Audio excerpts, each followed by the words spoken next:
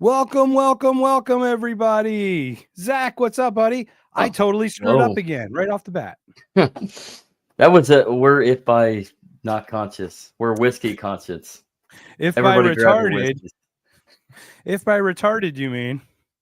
Yeah, we're Now if let by me remove this retarded, before. so Let me remove the outro so I don't look like a total buffoon. Welcome, everyone. A new Not Conscious. It's been ages because we've been doing whiskeys and we've been doing Ordinary Friends. And Zach joined me today, man. What's going on? How are you, buddy? I'm doing all right. How about yourself? Doing all right. So we've got a little list today that I actually had to type these in because if I didn't type them down, I would have forgotten about them. So we're gonna get right into it. We got a couple things. I've got a couple crazy stories. I went home for a week. I'm originally from just like a mile outside the city limits of Philadelphia, Northeast Philly, and I had a really interesting trip. It was really cool. It was pretty amazing, fun. Got a lot of stories about that. And then I want to share a couple things that I saw along the way. And then I heard some cool stories I wanted to share about the creation of the Philadelphia Police Departments, the first paid police department, Zach. You won't believe Wait, it how wasn't stupid Boston? we are. No, Philadelphia. Well, Dude, oh, I went on the tour. I did a walking tour with my girlfriend, and I'll share the story and we'll pull it up. I got receipts, but maybe I might do a whole extra podcast on it because it's oh, such a crazy story. Like it's like no that's way, sick. right? So That is then, sick, actually.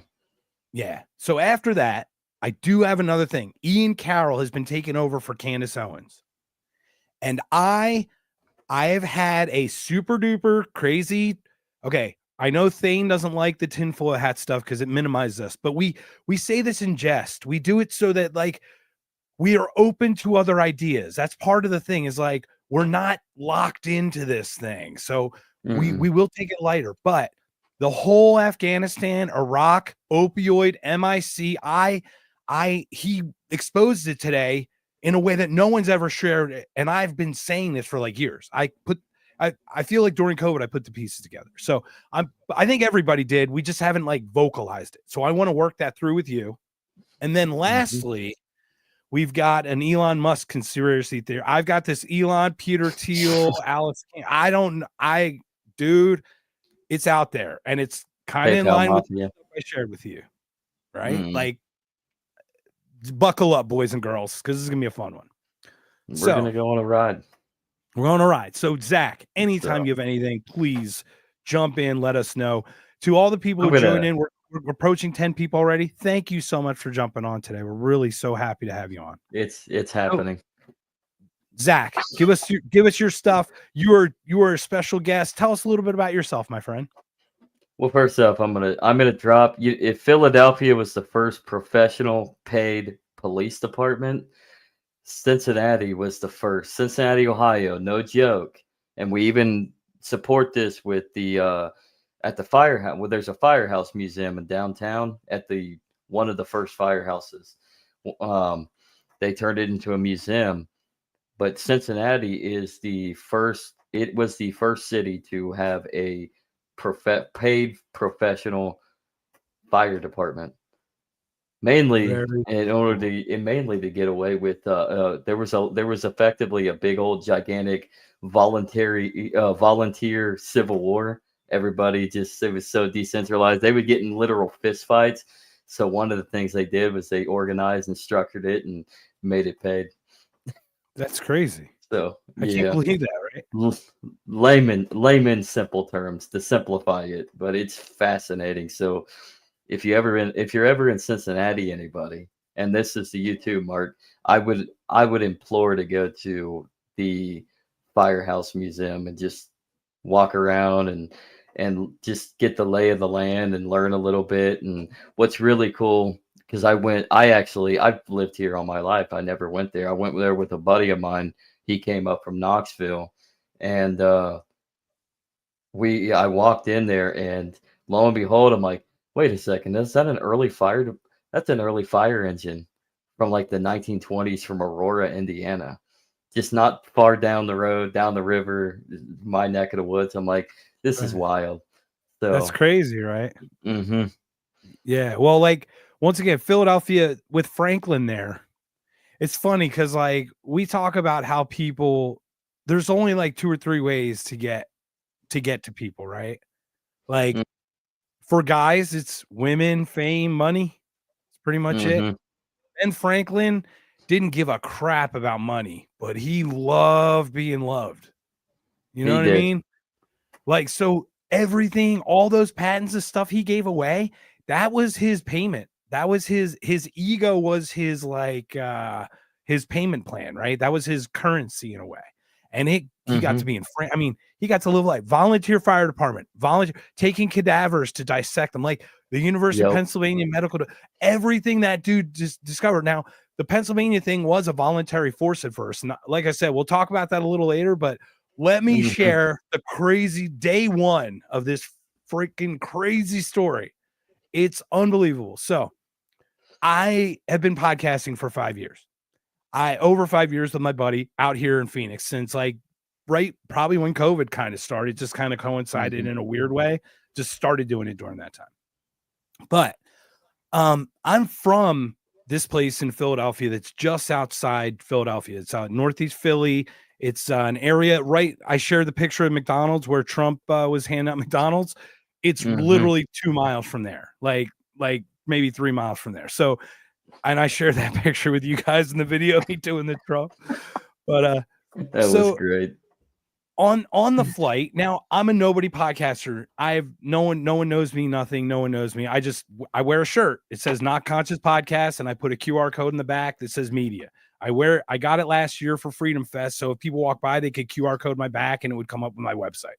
Total self-promotion, no problem. But it's podcast only. And then it says media. That's it. So I put that shirt on. I go in the airport, and people see it, so they kind of read as they walk by. And you're like, ooh, maybe that person recognized you, but they're just reading what's on your shirt, right? So it's the first night. I'm heading home from my parents. We're going to the apartment or the hotel. And we're like, let's stop by Wawa. Let's get a classic hoagie, right? So we go into the Wawa, which is the best convenience store in the history of convenience stores. I will die on that hill. Sheets can go F itself, all right? I don't care. Hey, Sheets. I knew you'd be a Sheets guy. I knew it. Oh, I know Sheets is from going to Gettysburg, man. Yeah, no, I know. That's more of a Western Pennsylvania thing. It is Western, like Wawa's like Delaware and Eastern Pennsylvania, but they're getting bigger, right? So go on the Wawa, and I'm at the one like closest to my house. We're heading home, and we had like weird incident at the door. Like I held the door for somebody, we were kind of klutzy, and then they were leaving. So I'm like, later, guys. And this guy was in between us, and he does this.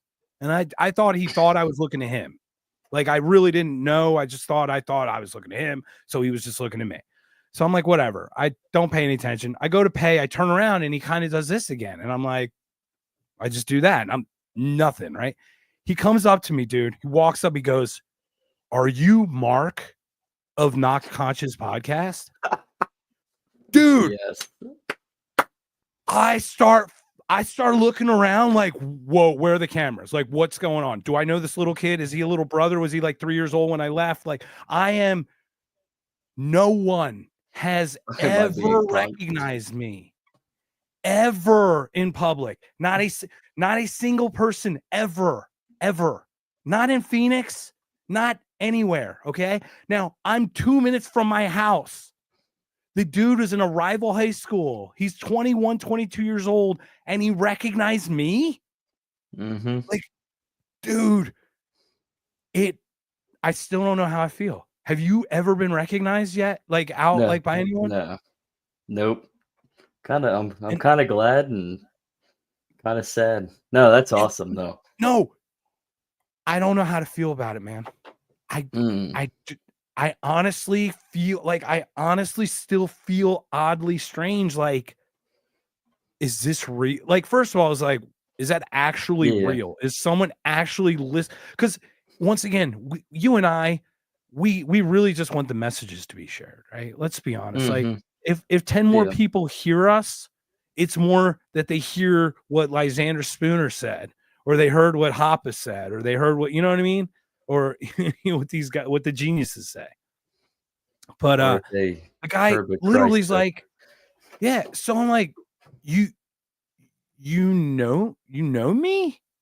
Like I was just weirded out. So first night, it honestly, it totally made my week, and it like I still don't know what like how that feels.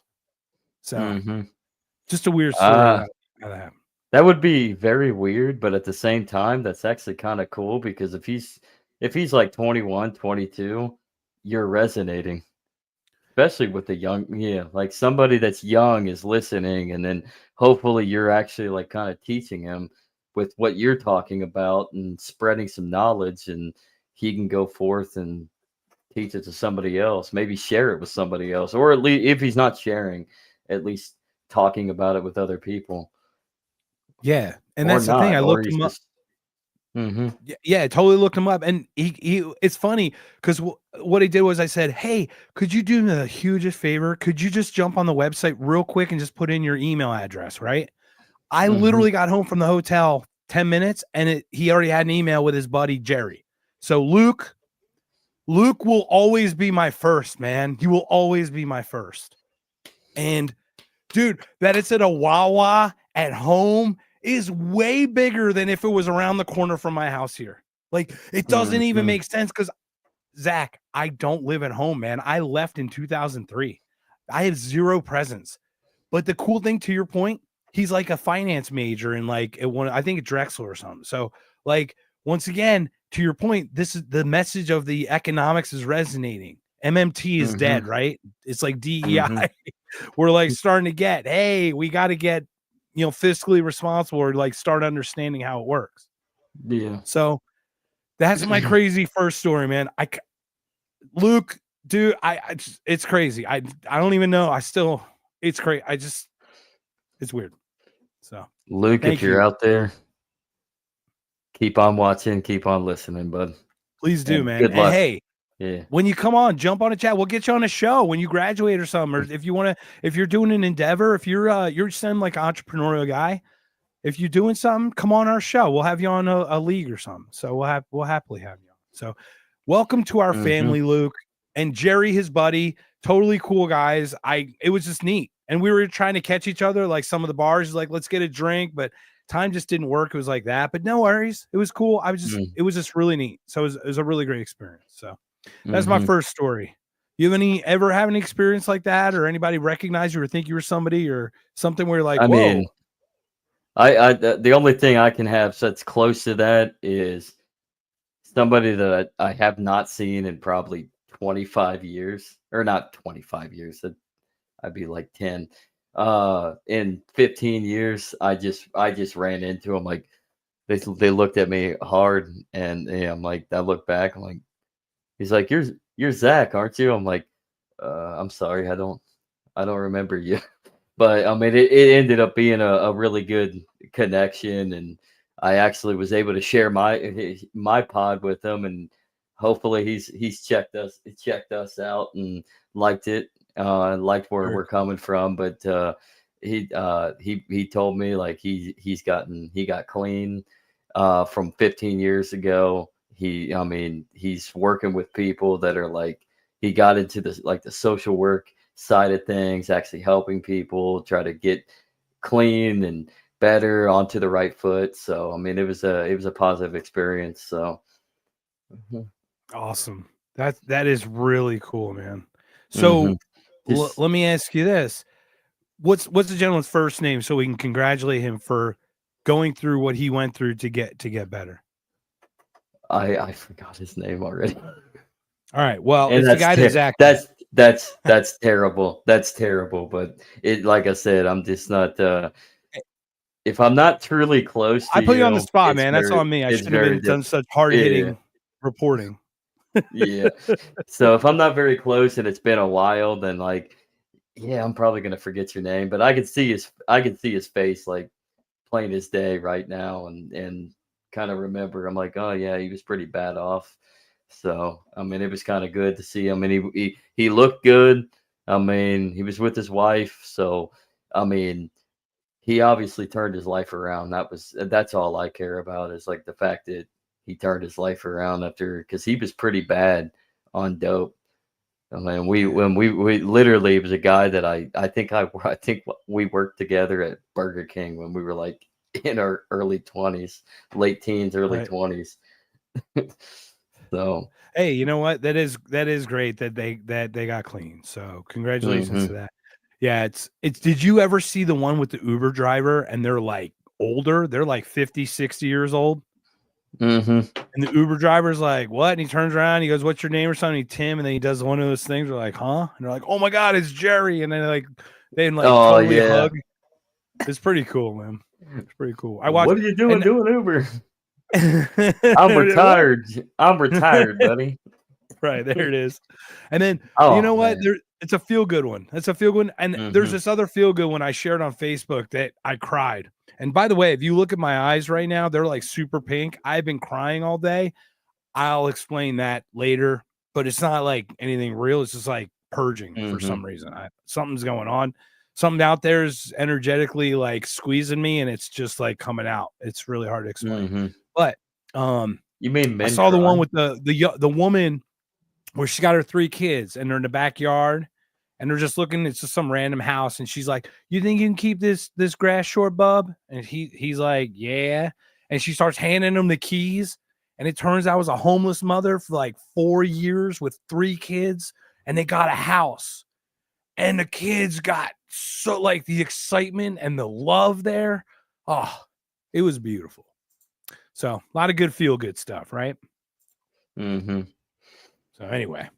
So welcome. That's what We're it's on another about. Not Conscious. Zach, the legacy, is with me today because he's been kind to join us. Any other story you want to go before I share my next little Philly story? Hey, let's talk about your Philly story. All right. We're So here, we're here for not conscious. I'm just here to be a no, spectator. no, man, I'm happy to have you. I'm glad you joined. I was like, heck yeah. You're like, you want me to come? I'm like, yes, yeah, of course, join us. So, all right.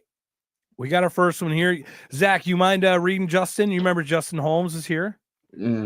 Justin here signing on for the live. Strange handle, so I needed to let you know this is me. LOL. Congrats on being noticed.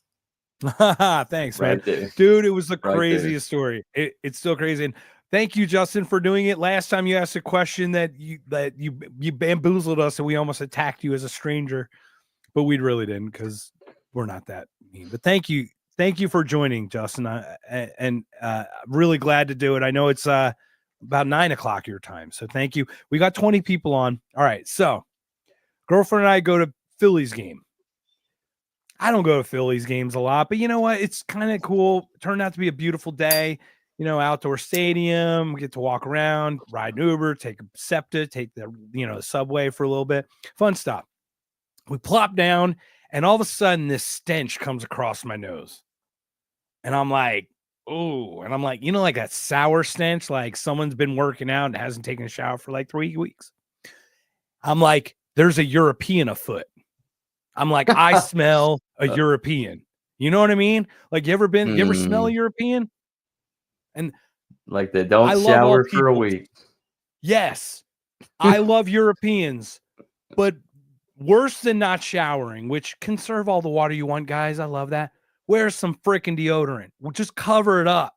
All right. Just unstink Mm. yourself. All right. So we sit I would down and say there's these, spray some Axe, but don't do that. yes, there you go. If you spray, So you smell better. You smell better with BO than Axe. yeah. So there are these 2 kids sitting right in front of us. And I'm looking at the back of their heads and I hear them talking. I'm looking at my girlfriend. And I know it's one of these 2 jamokes, right? That's definitely one of the reeker. He's definitely the one reeking. And I'm not Puerto Rican, just so you know.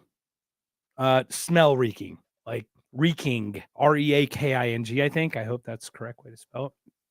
So I'm looking at him like, which one is it? And we're like, I think it's, and all of a sudden we catch an accent like in our ear. We're like, ooh, we heard it. Okay. Definitely Anglo. All right. Now we're down to like British, Scottish, Irish, Welsh, Gaelic, something like that. We hear something in the voice, right? So we're trying to figure it out. And all right, so we're still listening. And every time the wind kind of kicks up, we're getting like a waft. I'm sorry, Europeans, Just cover it up, man. Take a shower, use soap, do something. Just these guys, just cover these guys. You stink, you reek, and you're in public. You're in America. When Take in a Rome, shower with soap. when in Rome, I won't shower, but you're in America, GD. Shower, please. Thank you very much. They probably did shower. They just didn't use soap. Probably did. They didn't deodorize. I know, but dude, you're out in like a humid. You Boston, come on, Philly, New York. It's all humid and stinky anyway. You're just you walk through the air and it just it sticks to you. So anyway, especially New York with Cuomo. What do you mean? I just like hugging people. I like hugging people. They're good people. All right. Well, he's going to be hugging a lot when he wins that mayoral election, most likely. It's true. That's going to be awesome, man. So we're back there, and I catch Scottish. My girlfriend's catching Irish, and I'm like, maybe it's British, and we're still having. We do nail it down. We hear Irish. We're like, it's Irish. No fucking way, it's not Irish.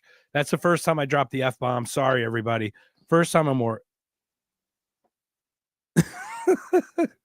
I have to share it. It is nationalist, gosh darn it, because we are a nation. A nation is a group of collective people. That's what we are, Justin. You are my national brother, even though you're not technically national right now.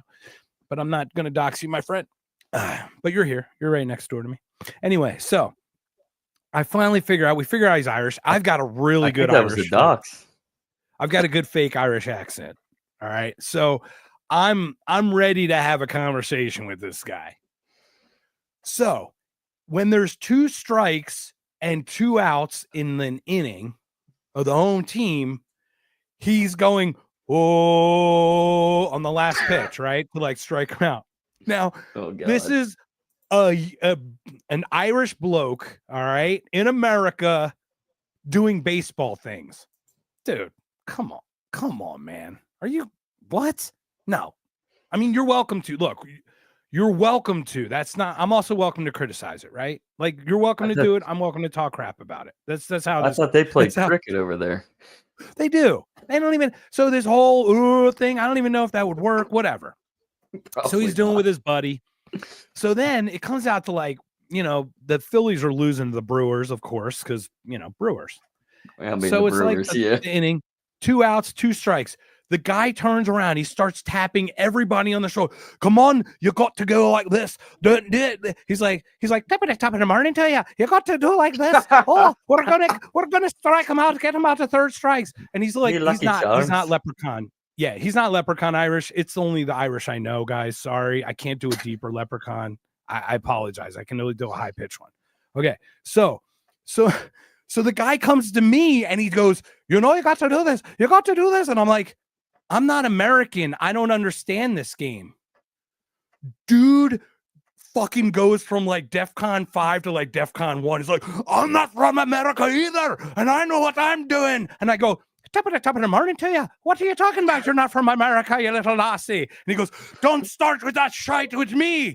And he gets animated. And then all of a sudden, I give him a grin, and he stops, and he starts laughing. And he sits down, we do it, and they actually strike out. And it was cool. It was fun. We all high-five each other. Oh, that's awesome. It was just fun. Yeah. So connecting the world, guys, one BO at a time. You should have been like, Europeans, please shower or just cover it up. Just like a swipe. That crystal stuff does not work. It doesn't work. I know. I tried it. So, you ever have any fun baseball times? Any fun baseball stories you could share? Oh, nothing tops that. I just remember going to the last baseball game I went to. It was fun. It was peaceful. It was awesome. It was a great experience. Nothing like that though. I had great seats. Isn't it community too? Like it's great. It's so much fun. It is. I love going to baseball games. It's not even about the game. It's the experience. It really is. It's about like the time, right? Yeah.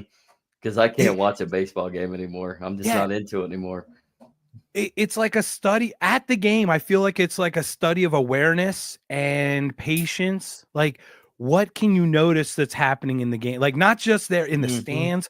Where's the mascot? What are they like? Where's all the players? Who's warming up? Like, there's so many things to watch, and it's almost like calm. So it's like you can really take in everything kind of all at once. It's really nice when you feel that in a positive way. And I'm just waiting for the free t-shirts. Goosh, goosh. You gotta love the t-shirt cannons. So, all right. So those are my two big Philly stories, I think. Is that all I got? Oh, the third one. Liam. Oh, Liam's here. Liam, come on, Liam. We're gonna crush you like a worm. All right, welcome, William. So this story is nationalist. Howdy, y'all. And love baseball. Maybe there we go. Okay, so William, if you will, in the comments, please let us know. Does she do the book thing with the stats? My girlfriend used to do the circles with the K's and the 5, 4, 3s and the diamonds. I've been. He's been. I believe it's Bean, sir. The game. Bean.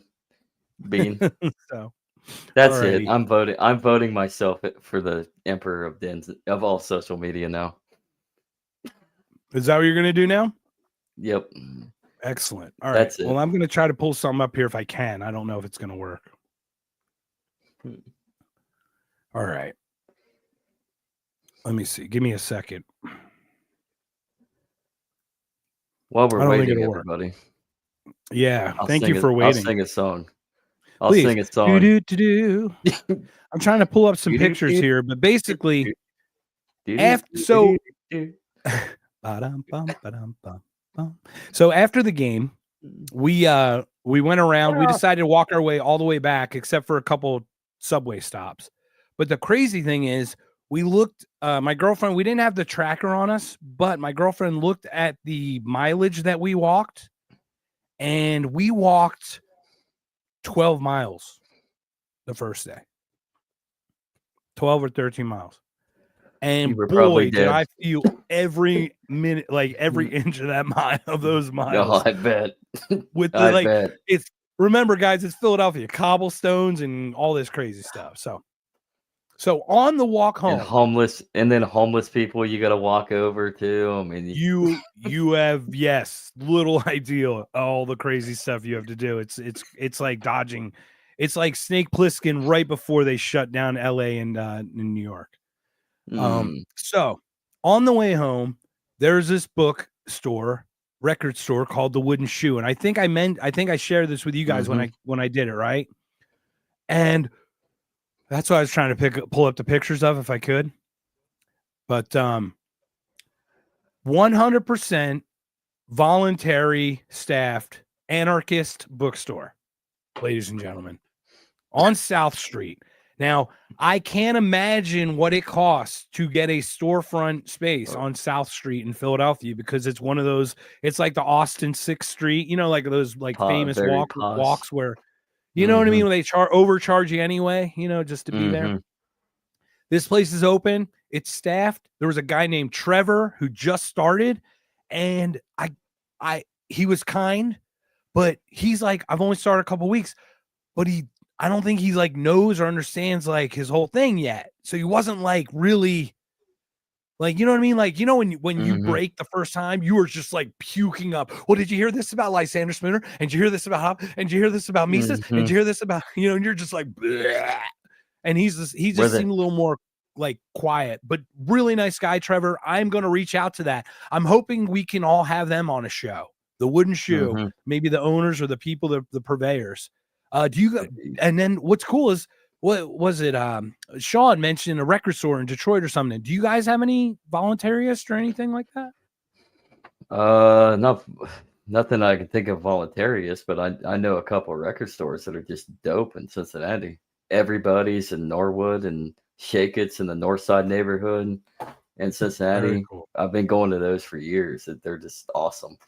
So that is really awesome. And I will say, so. Yeah, and that's better. The important thing, right? So, yeah. I mean, Shake It's the last time I was a little I was little but dazzled the last time I walked in there because it had been a few years. I'm like, yeah, the whole downstairs used to be all records, but now it's like book. It's like half of it's all books now. It's like, oh man, they're going away from their niche because they know that, I mean, records are coming back, but at the same time, they're not. So Right. everybody wants books, which I don't blame them. They had some cool books. So I'm not saying 100%. I'm not gonna say I didn't. I may or may not have bought a book. Oh, really? Yeah. So All right. mm. All right. Let me see what I can do here. I'm going to try to share this. I'm hoping this is working. You guys see anything on the screen so or no? needless to say, Trevor wasn't a Emma Goldman or Alexander Berkman style of anarchist. I would say no. I'd say he seems like a nice new kid that's about to get his life started. So, Trevor, welcome. Yeah, Emma Goldman was pretty nice after the deportation to Russia. Well, tell us a little about Emma Goldman. She was all about that true revolutionary shit. Like it was all about getting at everything, violence. Like she was like hardcore. By the time she got deported to the Soviet Union at the time of the first. This is just a layman's simplified version.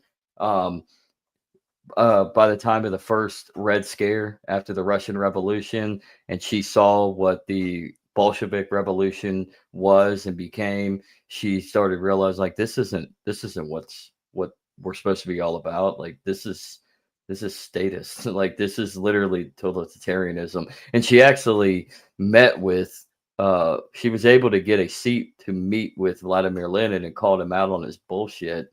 So eventually she was able to escape the Soviet Union. I think she wound up, I forget where she went initially when she first escaped, but she wound up living out the rest of her days in London, I believe.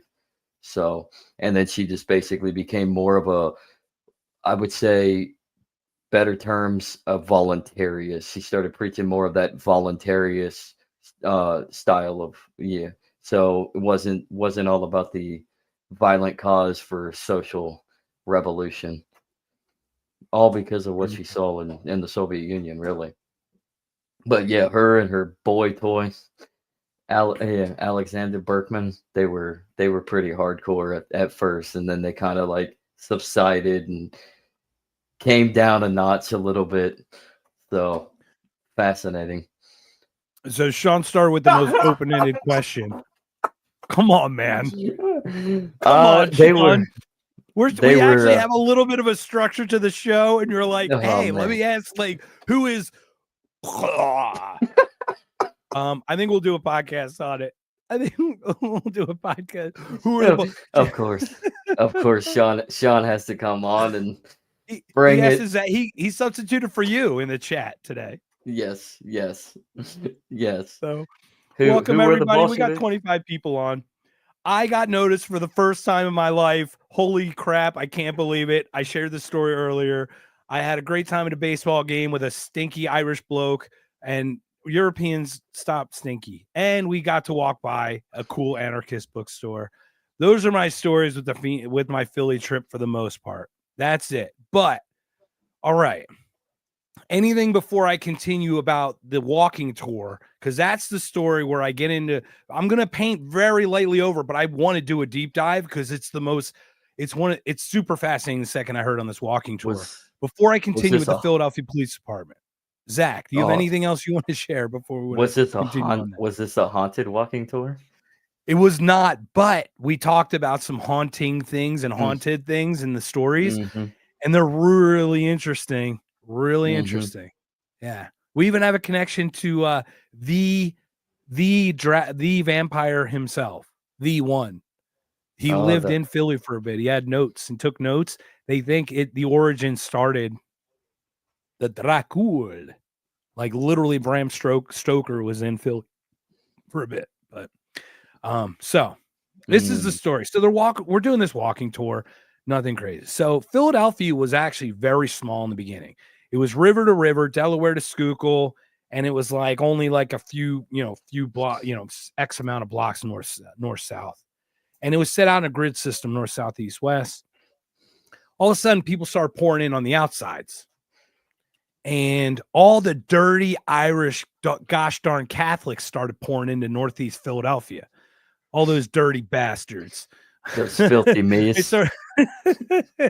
They started pouring into Kensington and stuff. Okay, this Kensington area. Now I know this well only because my mom, when she immigrated to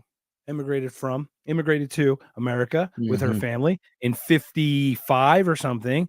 That's the first place they lived, was in Kensington. So it's really interesting.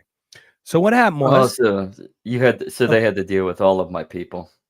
Yeah. So basically, right. So the Protestant MFers that were in Philly were like, who are these dirty bastards coming in? And this was like the big Irish. This is 1844, by the way. What's that? I said, well, they were probably wondering, like, what is up with this? Why are they walking down the street holding beads in their hand and praying a decade every 10 seconds? Think about the guys coming over building the country, right? They were down, those Irish guys who built like New York City and Philly. There's a lot of foundational work. Those guys did a lot of that work, right? Gangs in New York, all that stuff. Like there's legit stuff here. So, but it makes sense though, because it's not them. They're othered, right? Like, sound familiar to some things? Not agreeing or disagreeing. That has nothing to do with anyone's beliefs or anything. But this is what happened, right? 1844. All of a sudden, these riots in May, I think 1844, and then later in July in another section. At the time, the Philadelphia proper police department was volunteer only. At some point, they brought the militia in, actually. But the Philadelphia Police Department's like, we're not going in there. We'll get shot and killed. We're not interested in dying. We're a voluntary police department. Yeah. So what did they do? They solved the problem, Zach. They solved the problem. They incorporated the whole area around those pieces of crap that they hated so badly, and then taxed the shit out of them. And then, 10 years later, they created the paid Philadelphia Police Department. Now, in 1854, the first ever police department paid its existence. Now, here's the question. There were 2 months in 1844 that were really bad. It wasn't created until 10 years later, and you're telling me that those people didn't figure it out over those 10 years without a paid police department to stomp on your neck from the outside? Is that what you're telling me? Because that was the beginning of all of this. Now the ATF knocking down your door is because they didn't want to go with riots. They just let it kind of settle itself out. What are your thoughts on how that worked, man? No, I mean, it's just basic government control. I mean, let it all subside, and then I don't know. It's part of the process. Yeah, it's called the nativist revolt, or nativist riots, I think is what it's called. So once again, it's just such an interesting thing. Is there was a problem, and people just naturally are like, well, let's tax and build. Like, this is the country in 1840. Like, this is like 70, not even 70 years after the independence from taxation. They want to tax and start a paid police department. Like, what? It's like all Nietzschean, my friend. It's like we become the monster that we fight everywhere, right? We're seeing it with everything, including current events in some cases. So what are we bringing up? Anything here? Here we got a Quaker. Yeah, right. Will I am. And yes, it was a Quaker thing. I'm not saying it's so. Taxation brings progress. Brings progress. It certainly moves. It certainly moves. But it's certainly not bad. I mean, it's interesting with how the nativist revolt was. I mean, I guess it had a lot to do with a lot of Poles and Hungarians colliding, I guess, within the area. Now, of Yes. course, it has a religious factor as well. So Catholics, Right. Protestantism, There Hungary. were 3 total churches burned down over the thing, I think, and Mhm, 2 of them were Catholic and one of them was a yeah. Protestant or something, or one of them was the other or something.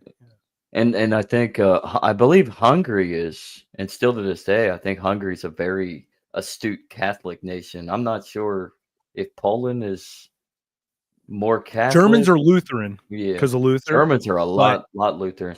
right, a Germans lot. are Lutheran. It's like That's half, what I was well, reading. Germans now are more secular, atheistic liberals anymore, but I mean, Germans are weird because like I think it's more like the further, I forget the trajectory if it went north or south, but like I think south is more Lutheran, and then the further north, originally it was like Catholic, so they were kind of split. Eventually, everything the Protestant Reformation took over completely because it wasn't unified at that time as it is now. I mean, you had the Holy Roman Empire, but it was pretty much just a mesh of decentralized confederations and principalities, and the Holy Roman Emperor really was nothing, just kind of a figurehead.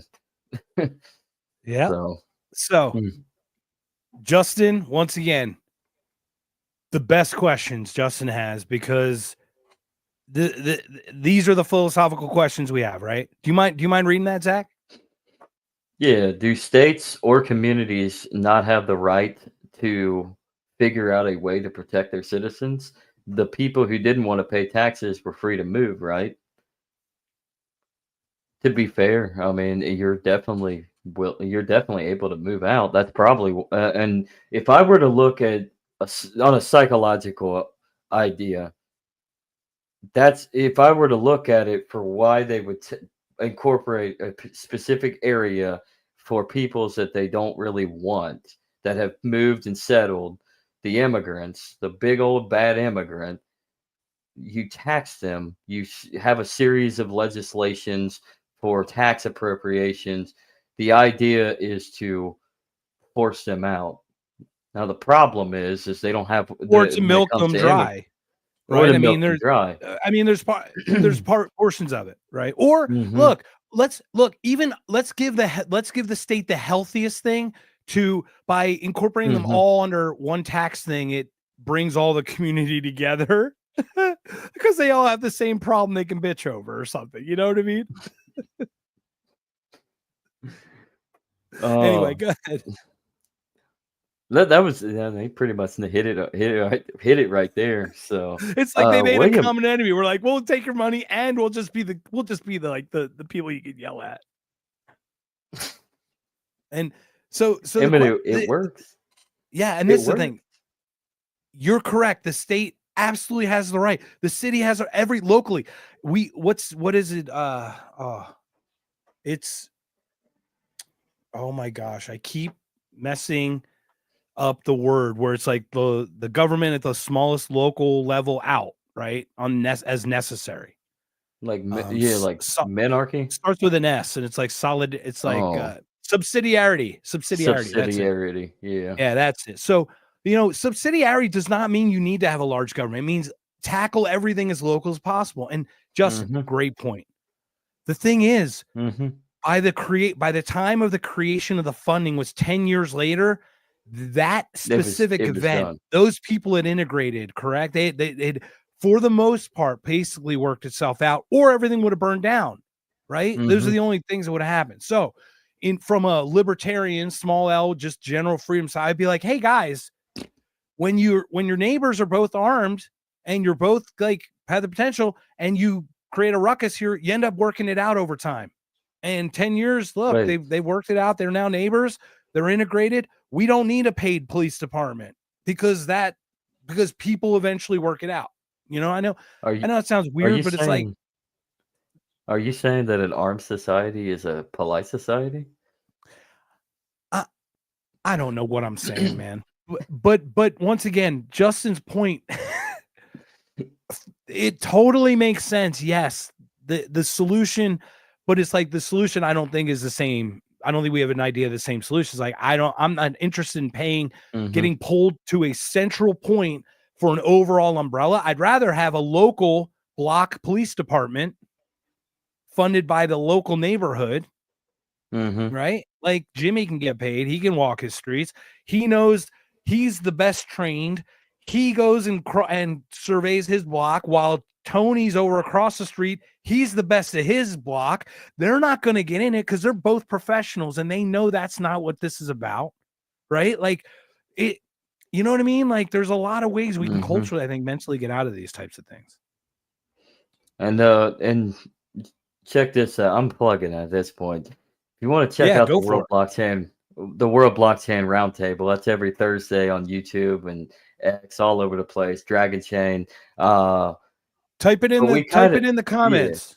Yeah, Type it in the comments, please. I will type it in the comments, but we actually talked about this earlier today. So if you want to look up, it had the concept of crypto anarchy and the idea of utilizing in our modern age blockchain and to figure out solutions to mediate or arbitrate between conflict. And to your point, Mark, that's effectively what these two sides eventually did. As within a 10-year period, the local government appropriated enough funds to actually organize and be able to afford a paid professional police department, is they actually mediated between each other and came up with an agreement to stop their violent tit for tat.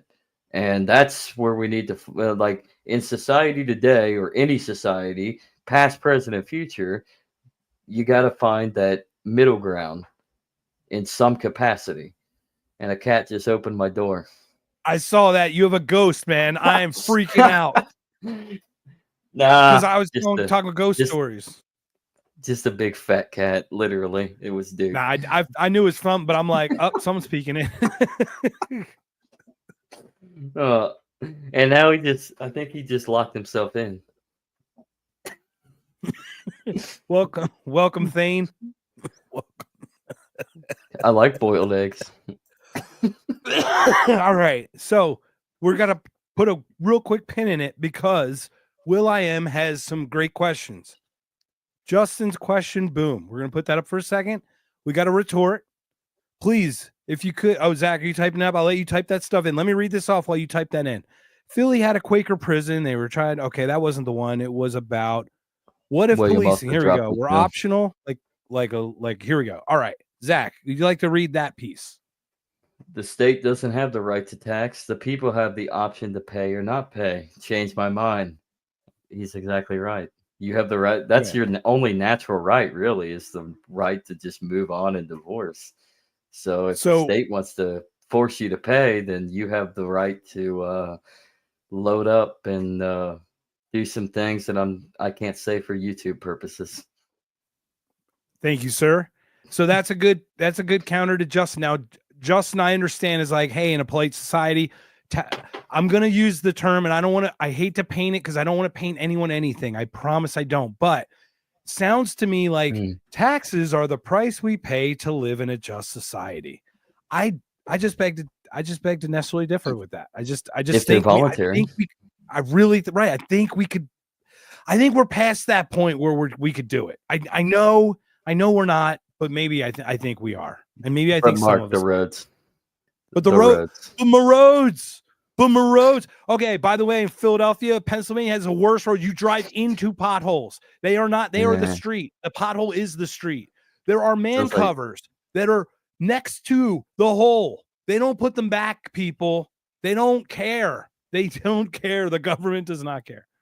All right. Well, I guess Philadelphia is this it? has Dragon Chain World Blockchain Roundtable. Boom, boom, boom. Yes. Yeah. Dragon Chain World Blockchain Roundtable.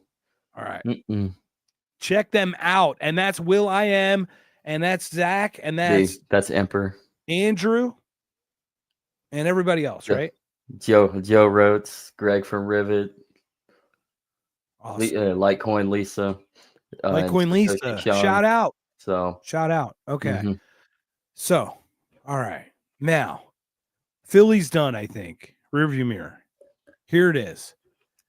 If you get a chance, ladies and gentlemen, did you have a chance to watch? Do you watch Ian Carroll or Candace Owens or anything? Well, When I get a chance, I haven't really watched any. I haven't followed anything recently.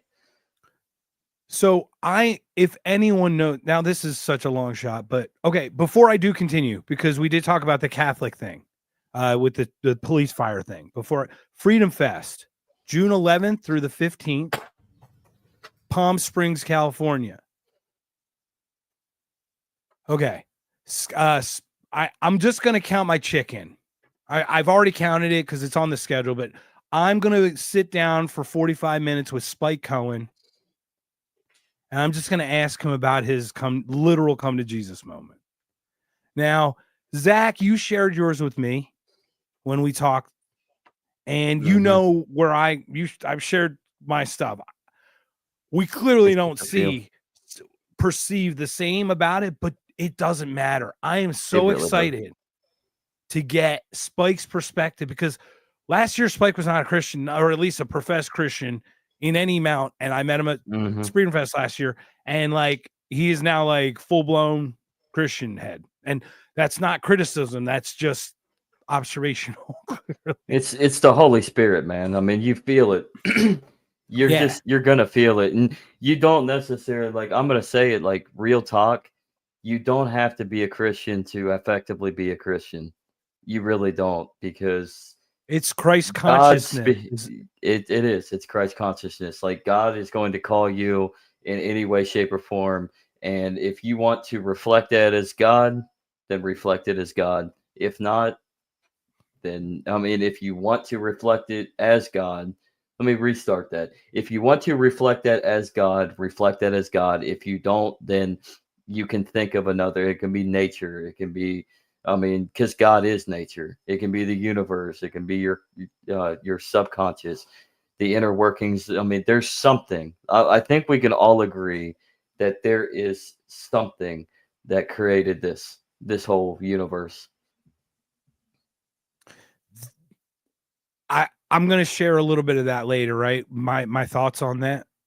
And once again, if we do that, there will always be the question of what created the thing that created the thing. The turtle's all the way down. That is it's unfortunately like an unanswerable question. Kind of like, you know what I mean? Because like, say God existing, just say God is like an actual entity thing that did this, right? It's like, doesn't know who the parents are if it's just God's just there, right? It's like, well, I don't know what I would have made me. You know what I mean? And it's way too deep. But this is the thing. I don't want to debate Spike. You know why? I think he could convert me. If anyone could convert me, it'd be Spike Cohen, because that dude can talk for hours, days. It's not even how long. He has this way of drawing, you know what I mean? He draws to the point. He draws to what there's such a beauty in it. I admire his communication. I wish I had half of that ability to express myself so clearly. Like it is a gift. I mean, I watch him in debates with Hogg, for example, and you watch it and you just watch him speak. And what's that? Wikipedia. Yeah, come on, I know. And I can't believe he did that. Okay. I gotta put it for those who don't know. For those who know Spike Cohen and those who don't know this story, it's cute, but it's cute because it's Spike and he still crushed him. Okay, David Hogg has literally fallen off the high horse of the DNC.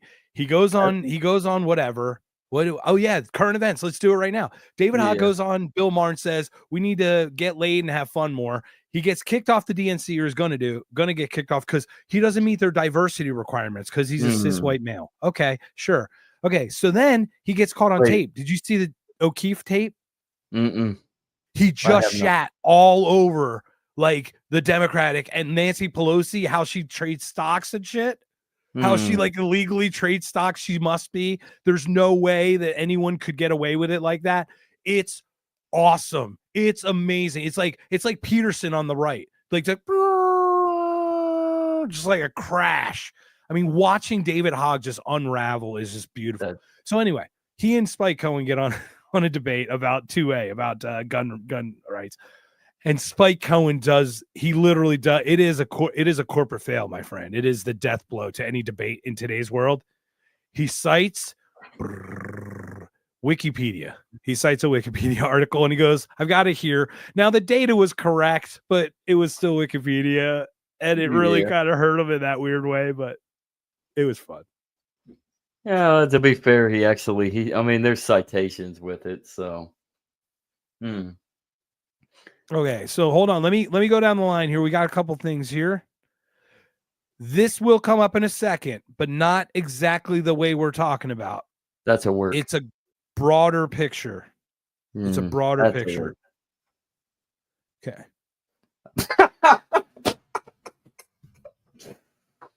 Well, Sean, looks like we're at war, buddy. Isn't that Charlie Sheen? Winning team. Winning. What? Did I just take a topsy-turvy pill? To be fair, William. I mean, winning like actually and destroying everything, yes, but winning the hearts and minds of anyone? To be fair, William, you don't want to convert to Zionism if you want to be on the winning team. You want to convert to Islam. Oh man. I'm out of this. We're not talking about this one today, guys. We're not doing it. No, I love you guys. All right. Justin's back in. You want to read that for us, Zach? All right. This is what Justin has to say. You have to believe that Christ is your savior in order to be a Christian. You can try and live Christian values and not believe in Christ, but you can't be a Christian. You are very, very correct, Justin, on that. The idea around Christianity is you accept Jesus as your Lord and Savior. Jesus said it in himself in Matthew. I'm going to butcher the chapter and a verse, but I am the way, I am the way, the truth, and the life. Anyone who wants to get to seek the Father must go through me. And I probably butchered that as well, but you get the gist. What he means right there in that verse is simple put, you need to hold your faith in the Son to reach the salvation of the Father. So in order, you have to repent all of the bad that you've done. The idea is repent for forgiveness. So you can live by Christian values, but at the end of the day, eventually if it's all true, which I believe my faith says it is, if it's all true, everybody will get to, they'll see that truth at the end. So they're going to have to come before Christ and he's going to judge you. And if you've lived Christian values and then all you've been doing is searching, you're also searching for the truth. Because I mean, even God wants you to question and explore and investigate. I mean, all you have to do is accept Christ and allow for his forgiveness, and you will seek salvation as long as you've lived a good life and all your sins you repent for, understand that you do bad, you're a sinner. I mean, Jesus was sent down to this earth for one thing and one thing only, to be put to death for our sins and to be resurrected to reopen the gates, to show that there is eternal life. At least that's my perspective, and I think that's many of a Christian's perspective. I appreciate you sharing that. Mm-hmm. So, for anyone who believes anything close to that, please stick around till I'm done talking something completely opposite of that. And it's not that I'm right. I'm just because, like I said, I've got a theory coming, boys and girls.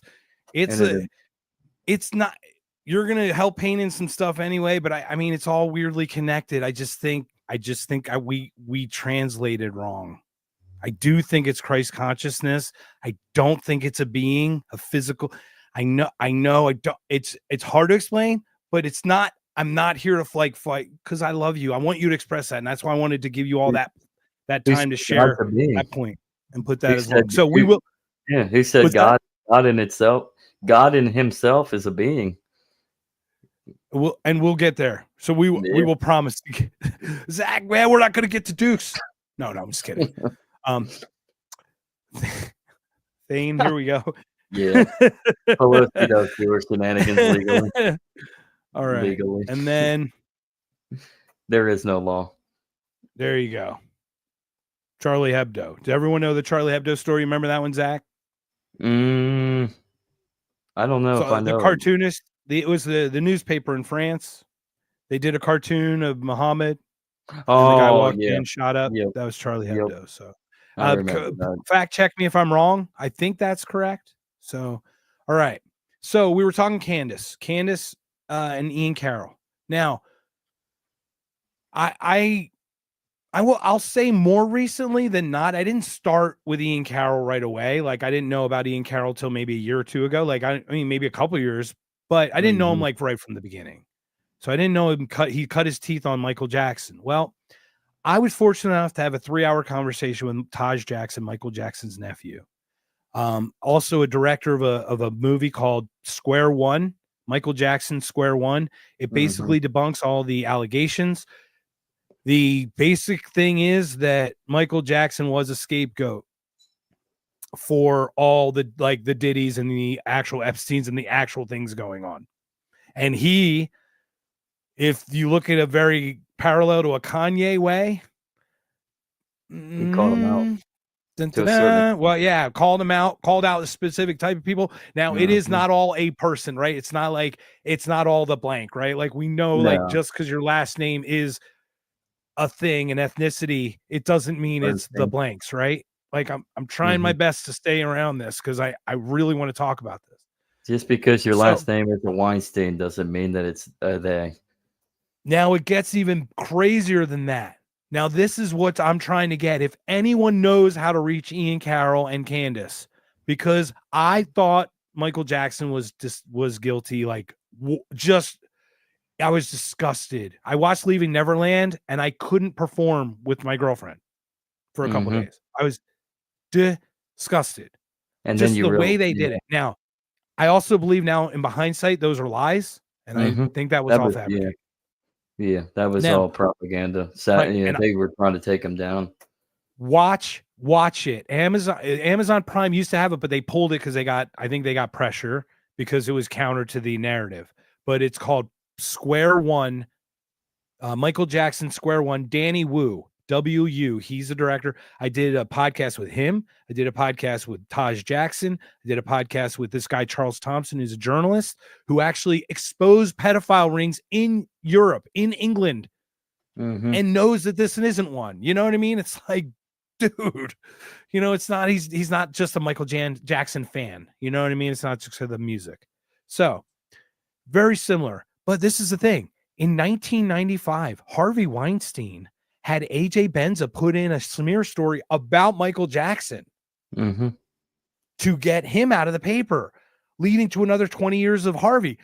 But now Candace and Ian think that Harvey's innocent and also got swept up in Me Too. He's a piece of shit, but not a criminal piece of shit.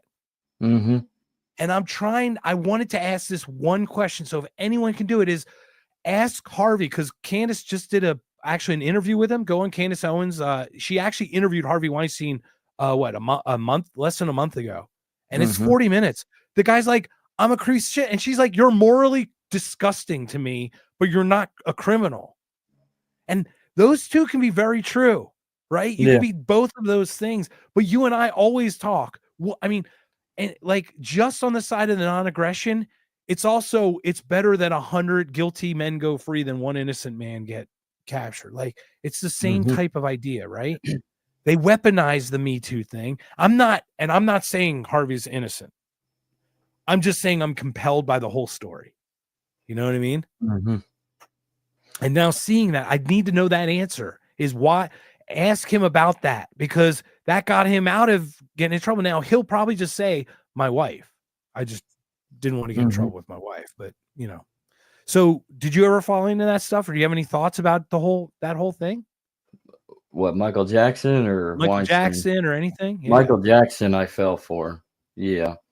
Because it was. What are your thoughts now? Oh, so you changed too? No, I changed. I just started thinking, and I mean, I didn't even really look into anything really. It's just it's his death that makes me question the way that he died.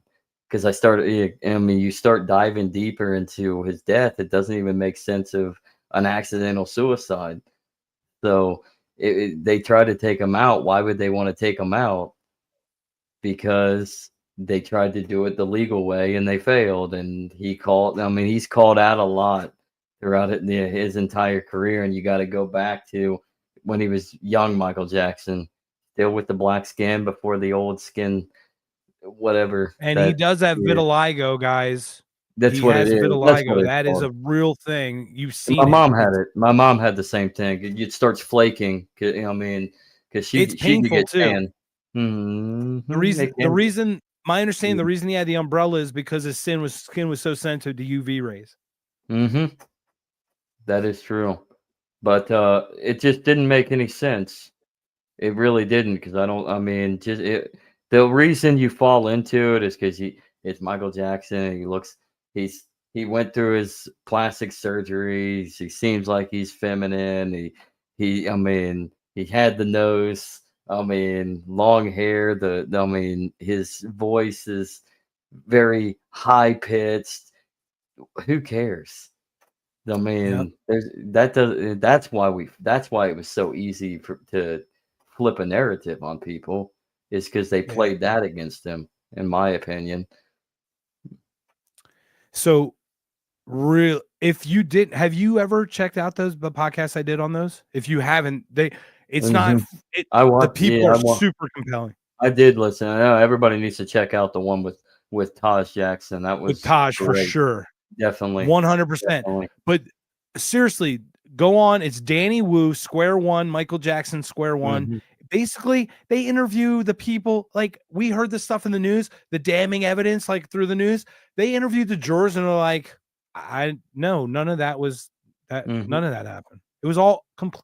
Now, I don't want to parallel it too much to Kanye and P. Diddy, but here's a great question, Will.i.am. Are you ready for this? The person that found Michael Jackson dead was named Fahim Muhammad. I believe his name was Fahim Muhammad. You can look him up right now. Google search, if you will, Zach, while you're on there. Google search Fahim Muhammad. He was 22, 23 years old with a degree in, I think, history or bullshit, something, English. And he was Michael Jackson's new security chief. Guess who Fahim Muhammad is the security chief of now? Bum bada bum bada bada bada bada bada bada bada bada. That guy right there, right there, right there. Bum bum bum. Kanye West? No, but P. Diddy? No. The Didster. Yeah, Diddy. So the whole thing.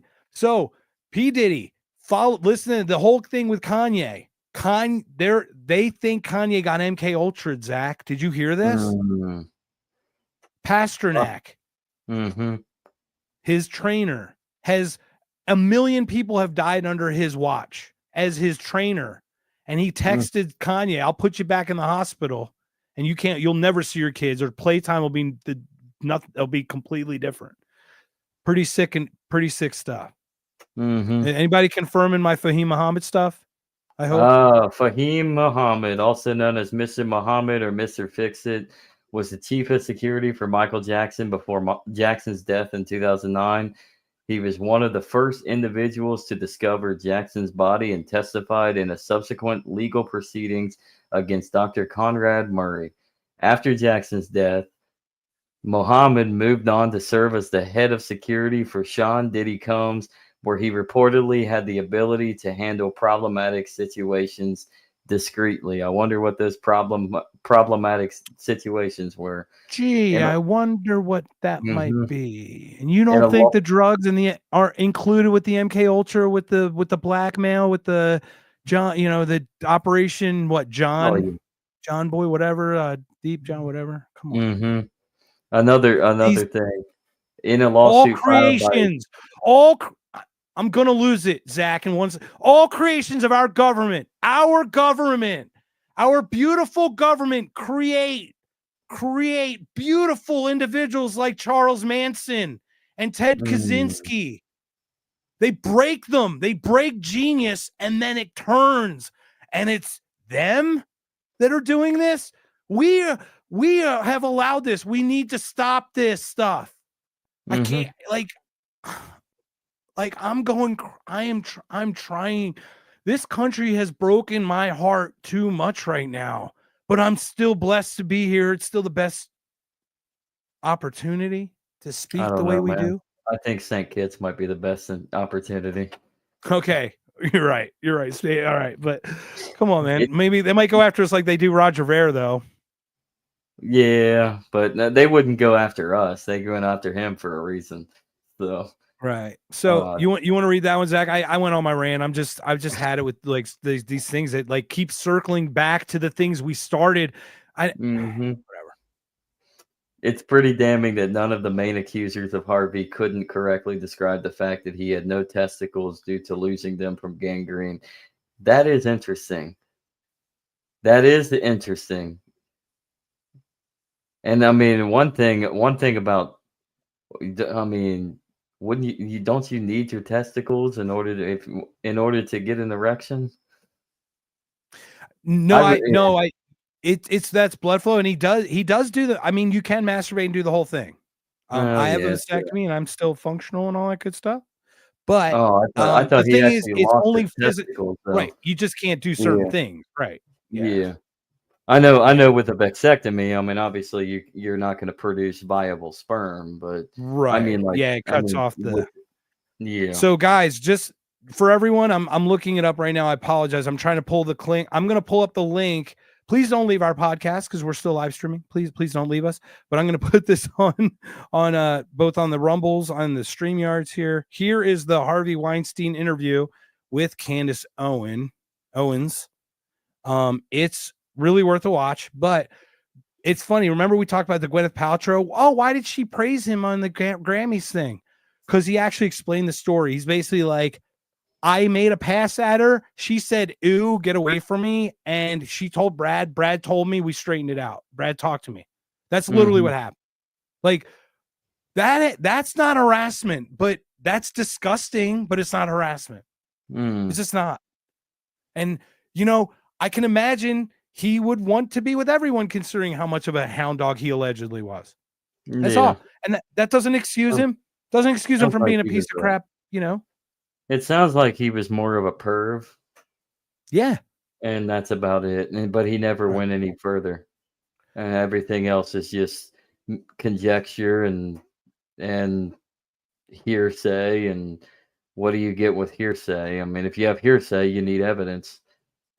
That one's also correct. P. Diddy really cool.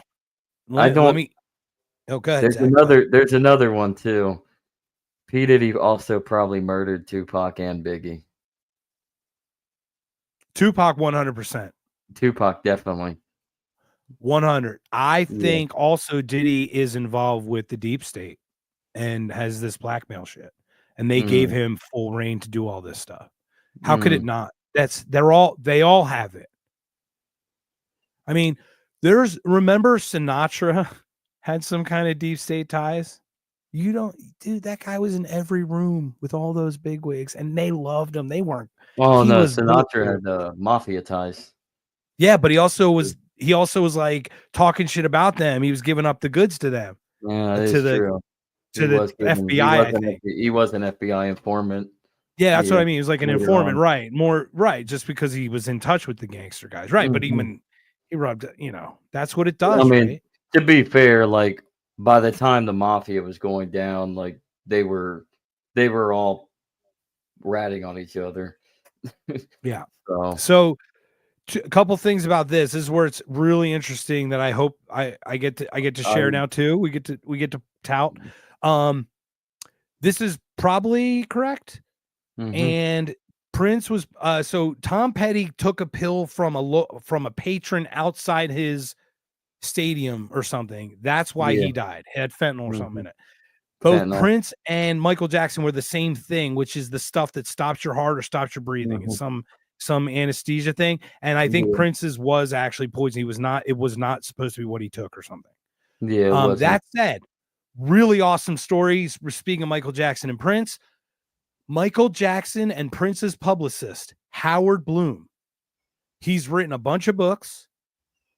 He will be on the podcast with Jason and myself. I've spoken with about 5-6 times. He used to be on Coast to Coast. He does Wednesday, like a Wednesday little section, Howard Bloom does. You just said But Howard Bloom. I remember hearing him on Coast. Yeah, Howard, right. Howard Bloom's a weirdo, the Mhm. craziest, coolest, kookiest weirdo ever. He's like 80 years old, but he's just awesome. I've done, like I said, go through my discography, look at previous podcasts with him. It's really awesome, but he's sharing stories. He just wrote a book, Sexual Cosmos. Like, he's got this thing, and the way he expresses how Michael Jackson saw the world, it's really pretty to watch someone who saw Michael Jackson directly like that. It is just, regardless of what you think about that, just that art part, just the separate art part, sometimes has beauty to it. And you know, and like where my line was, I was like, as a kid, I still listen to the young Michael Jackson because he didn't have a choice yet. And I'm like, at 18, he had a choice. So if he did the things, I could at least stop, you know what I mean? Stop listening to like him as an adult, you know. But as a kid, I was like, one of the most beautiful voices. It was. He had one of the, if not the beautiful voices. And also about that Hitsville, USA, probably one of the best documentaries about Motown. It's a little Michael Jackson doing this little James Brown dance for like 30 seconds, and you're absolutely moved, like, because you're like, oh my God, because you like, this is the thing, we've been doing our podcast for how long, right? We definitely are generating people are listening, but some people like, whew, right, like they have it. There's an it to them. Yep. Like Michael Jackson, he had an it. Like, I'm cool to say after 5 years, first time ever being noticed, ever. I'm earning it, but I ain't got it. He's got it. Like, it's just, you just get drawn, you know? So it's a beautiful thing. All right, let's continue. Here we go. What's FM? That's Fahim Muhammad. Okay. Yeah. That's not surprising. Not surprising. Yeah, not and surprising. The Nation of Islam, it has ties to the CIA. So. All right, here we go. It's specifically the things that he set up, being the first at Michael Jackson's body, who was murdered, by the way. It's all connected. Justin, I do ask, really, this connection, watch Ian Carroll stuff, watch Candace Owens stuff, the Fahim Muhammad, the whole thing with Kanye, the whole thing, it's like Kanye has gone nuclear, okay? Kanye has just done what he does. I'm not excusing it. I'm just observing it, okay? I'm not, but I think Kanye just he's being Michael Jackson. He's being Michael Jackson. I think he's being MK Ultra. I think he was injected that one time with some stuff and it broke his freaking brain. We've seen it happen with Jack Ruby. We've seen it happen with Charles Manson. We've seen it probably happen with Ted Kaczynski, right? Some of these people. Walter Pasternak, look it up. He's a trainer. I think Brittany Murphy died. Her husband died. All these people are died under his watch. They suicided. All of them suicided. All of them. Right. This is not. No. Right. I don't know. Something's up. What are your thoughts on all that stuff, Zach? I don't really have any thoughts. I will say one thing. It is very coincidental. That's what I'm going to use. I don't want to go down the rabbit hole. You go down the rabbit hole, everybody, yourself. If we go down the rabbit hole, we're never getting out of it. So It's very, very odd. What was his name? Walter Pasternak. Yeah. Pasternak. So if you look, his uncle or great uncle wrote Dr. Zhivago, which was, by the way, a CIA movie designed to help break Russia up. Oh, yeah. Look it up. Yeah. It's all connected, people. There is definitely a connection. There really is. But Justin, I will humbly say, I do take jumps. I don't give the grace of, like, clearly legally, OJ didn't do it. Clearly, legally, OJ didn't do it. OJ did not murder those two people. Okay, you're right. Yeah. He didn't. Legally, he didn't do it. But if you think, like, for me, I'm going to jump to the conclusion he actually, theoretically, because he was acquitted, you could say legally and literally, he didn't do it until he decided to write a book about it like a dumbass. Ah, What if if? he did What if I did it? it, if I did it, I would do it. I'd do it this I would, way. I make the glove not fit. I'd be like blah blah blah. No, we're being glib. I'm being glib. Correlation is not causation. I'm just telling you, I'm very familiar. Mhm, Like I've dug a little deeper in this. mhm, I can't. It's its own podcast stuff. But seriously, I would love to get into this. I got to start getting more topic. This is a really good one to get into. So here's mhm. the Candace Owens, Harvey Weinstein. Now I'm not giving Harvey Weinstein grace yet because I don't know. But Yeah. Justin's point earlier, there was a Russian woman talking about a Confident Film Festival. Harvey's like, I didn't meet her there. I didn't even go to that hotel. I believe that part. I believe that woman is a grifter. She's Russian, Mhm. Russian born or Russian something. He's just And Russian. Never trust a Russian. like forward to looking for rape case against the Harvey Weinstein, please. Yeah, Like so forward to looking. if we can't trust a Russision, does that just break everybody that falls in line with the objectivism of Ayn Rand? All right, we're going through some of these. Intel took over Congress, central banks. All right. Yeah. Scott Adams cancer Whoa. is a All right. Now I put that one up because Thane is in the house. My friend Thane, who literally lives down the street from me somewhere within minutes. Very big Scott Adams fan. He posted a beautiful thing, the simultaneous sip today. And it was the coffee cup of the simultaneous sip where he has the whole motto thing. Mhm, That's a beautiful unifying moment. And I think that is a spiritual thing that can be very religious like. mhm, Every morning, everybody at the same time. Consciousness connects, mhm. flows, whatever, syncs up. Yeah. Boom. All right. So I'm going to keep going because I think I've got more craziness. We're here Oh, for yes. cruising. Yes. That's the Michael Jackson doctor, I think, Mhm. right? Jack Cruz. Yes. There you go. Gene Carroll. All right. All right, guys. So Ian Carroll is filling in for Candace. Today he went on his newest show his show, and he just talked about what happened with Afghanistan, Iraq, and all this stuff. This is what I think happened. And it was COVID that kind of let me piece this together. Now I don't know if it's still right, but basically, the United States military, the military industrial complex, wanted to make their money. So they're like, how do we make the money? Who can we work with to make the money? Oh, let's work with another industrial complex. There's no oil in Afghanistan, but there are these fields. What if we work with big pharma and we get the poppy back and we bring Mhm, back production from like zero, which it had crashed after the Taliban had taken over, to 98% of the world's opium mhm, when the poppy seed was used to make heroin, opioids, and everything, while the Sacklers made their billions and billions of dollars. Big pharma and military industrial complex hand in glove. So much to the fact that the military industrial complex, our military army people, were defending and protecting the poppy fields from the Taliban from attacks.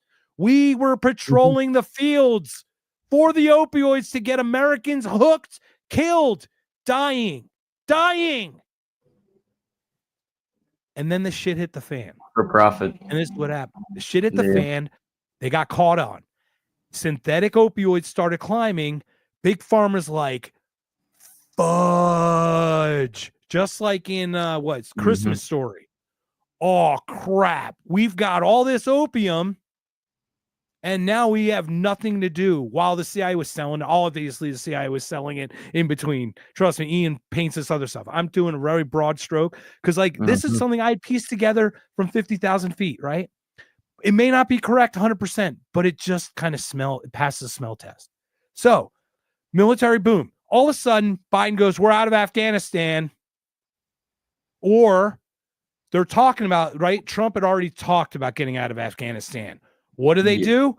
Oh, Ukraine looks like a good place we can start pumping weapons in there and start building and provoking them. Maybe we can piss Putin off to invade Ukraine. That's a good time to do it. So this is, remember, Afghanistan pullout was what, August? Ukraine was February.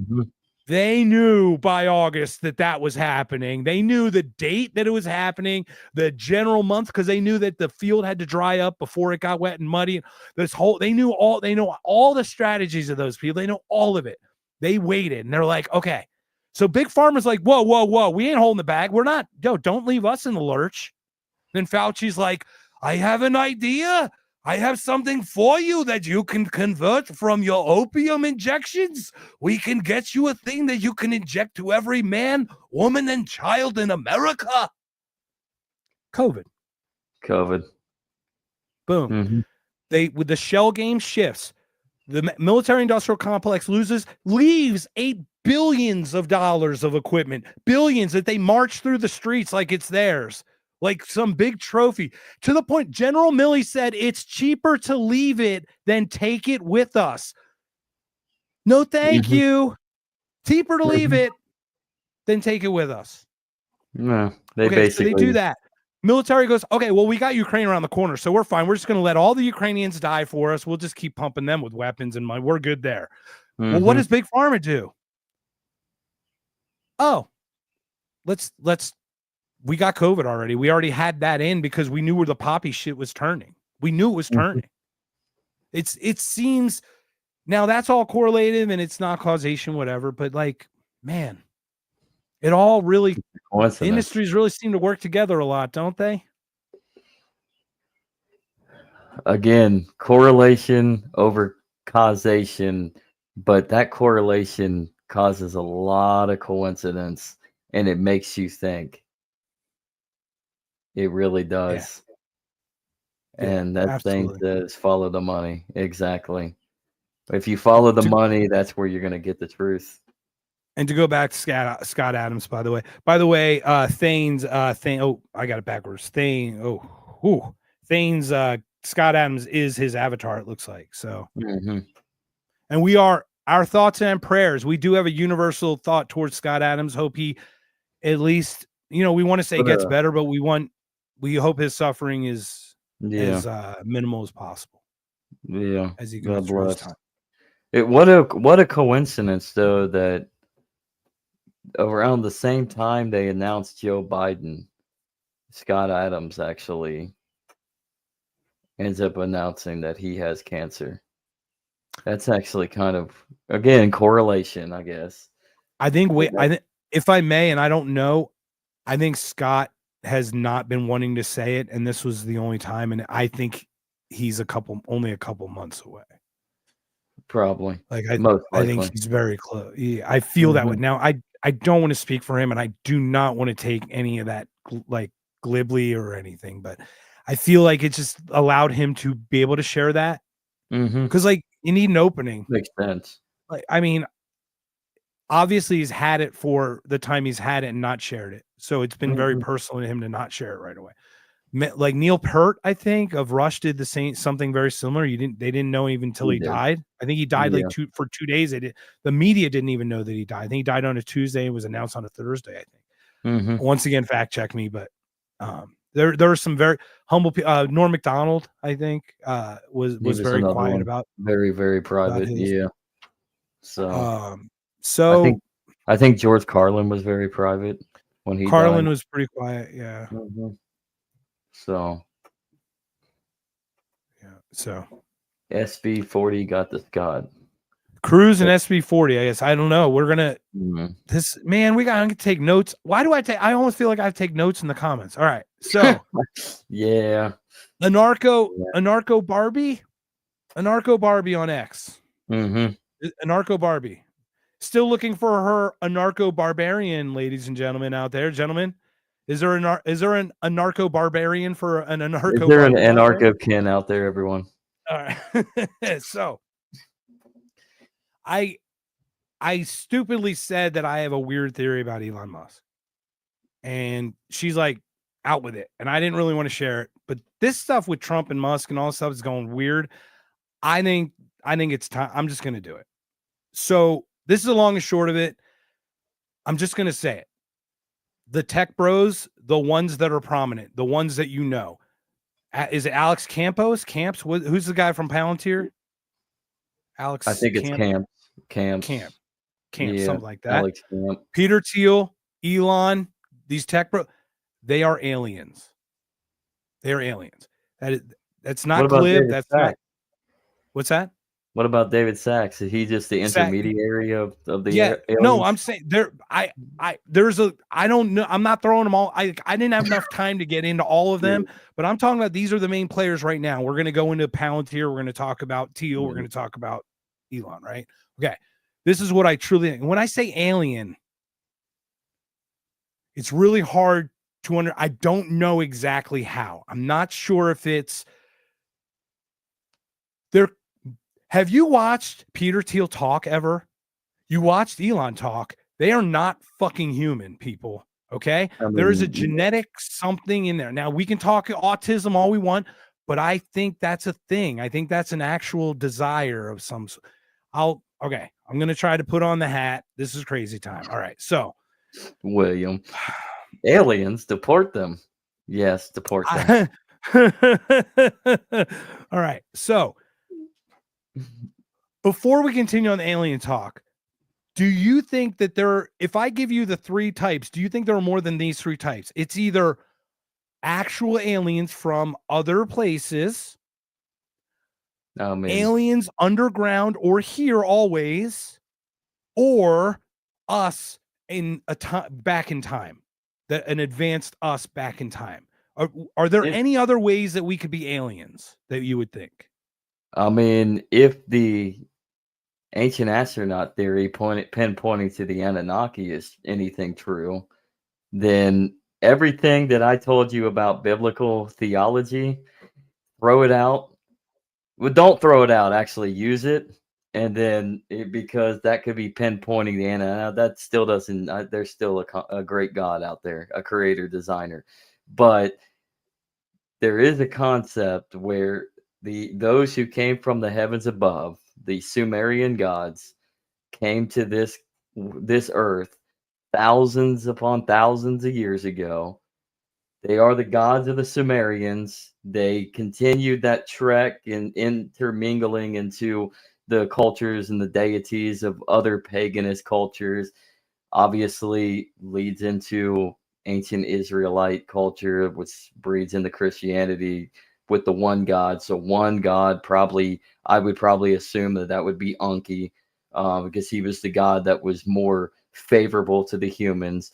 But the Anunnaki created humans in their image, for which we are in their image, but as a slave labor force initially, until Enki rebelling against his brother Enlil when Anu went back to the home world for a little bit.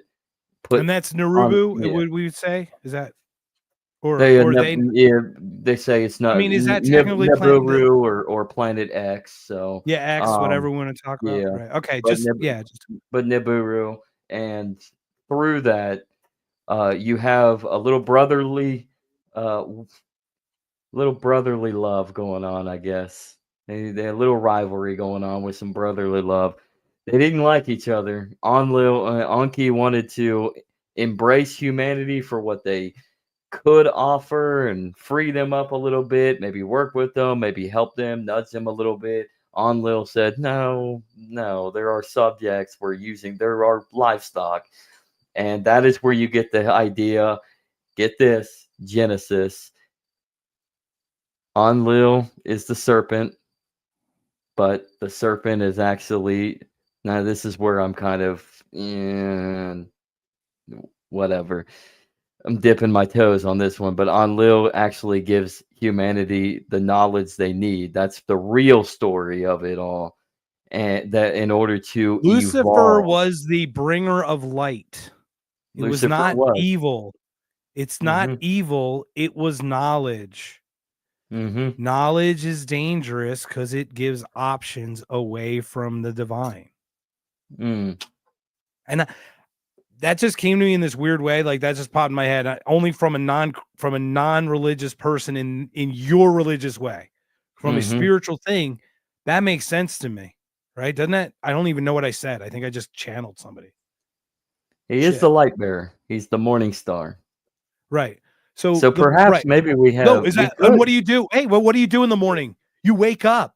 You Woke. wake up. I'm James Lindsay now. Look at Mhm. me. Yay, I'm a genius. Perhaps maybe we do have the Genesis story flip-flop, Christians. And I do think that's it. I do think Lucifer. Okay, so I think the next, we have Homo sapien. My terminology for the next evolution is Homo luminous. Mm. I And still don't see eye to eye with evolution, at least on the basis of humanity. right. So Yeah. may I now go crazy for a second? Oh, Because go. your Anunnaki tells me But perfect. that's basically what I'm saying. Just to kind of simplify, end it. There is a chance that perhaps we are the offspring of aliens. Right. Now these are Yeah. aliens that now some have made their home here, right? Underground. Yeah. We're talking about the water Or not bases. We're even. talking about that. Yeah. Advanced civilizations. They were Mhm. able to survive the floods because if they were Mhm. underground, then they helped some people. The good helped them bury. They showed them how to bury so they could come up. How many rising stories out of the ground do we have? Creation stories like that. Mhm. That I think is from the Great Deluge. I think all this is a portion of something. It's all connected. Mhm. Now, there's also other alien things. Now, once again, Justin mentioned dimensional. Correct. That's also very Yeah, possible. dimensional could be. So, Could even Bigfoot, be creatures or human beings from the future. They may not right, and even that's be the thing. aliens. It's us from the right. So those are it's Mhm. temporal, dimensional, Mhm. here, underground, kind of, or outer. Now, I Mhm. think all of those things are actually very in play here. Mhm. Probably not the temporal. I don't. I really do think that there would be a causality issue, like if you did go back in some temporal time. It just seems like it couldn't not, right? Like it almost seems like matter meeting antimatter. I don't know. That just seems, not that it's not physically possible. I just feel like it would have a consequence. Does that make Oh, sense? and speaking since you said matter twice, I hope you took a couple drinks, William. It took what? I hope you took a couple drinks of coffee at 8:30 at night for you. So, all right, here we And go. sorry for your uncle William 10 years ago. Oh, hold on. Yeah. Wait, what? Where, Oh, where's William? before Oh, you go crazy, he wants you to interpret a dream actually. oh, And then he said, "Nope, my uncle died 10 years ago." okay. So, consoling Kamala. Okay. Why would you dream that? That Was your uncle of that ideology of Kamala's? Would he have voted for Kamala? Is there something did he is have slaves? I'm just kidding. I'm just kidding. I'm t- I'm t- that was like the worst. I think I'm gonna get canceled now. Shit. That was like awful. No, no, that's All right. you're only supposed to get canceled when Sean comes back and Oh, that's we true. all do I a can only last get canceled when hurrah. we're actually important. It could be a counter to that. Let's, you know what? Blood Let's talk Republican. offline about that. Dream interpretation is a big thing of mine too. So, all right. Mhm. So to your point, I shared that weird podcast with you. There's a podcast on UFO Chronicles titled Knocked Conscious. I share my Very good. experiences. Mhm. I am not asking anyone to believe what I experienced. I am merely sharing that I experienced those things. Like I Mhm. can't make it any clearer than that. People who know me know I'm lucid. I hate having to preface this stuff, but I have to, because like it's like this. I always said this. If a bush caught on fire and started talking to me, I'd take notice. And it did. Like it did. So like that's what happened. So this is what happened.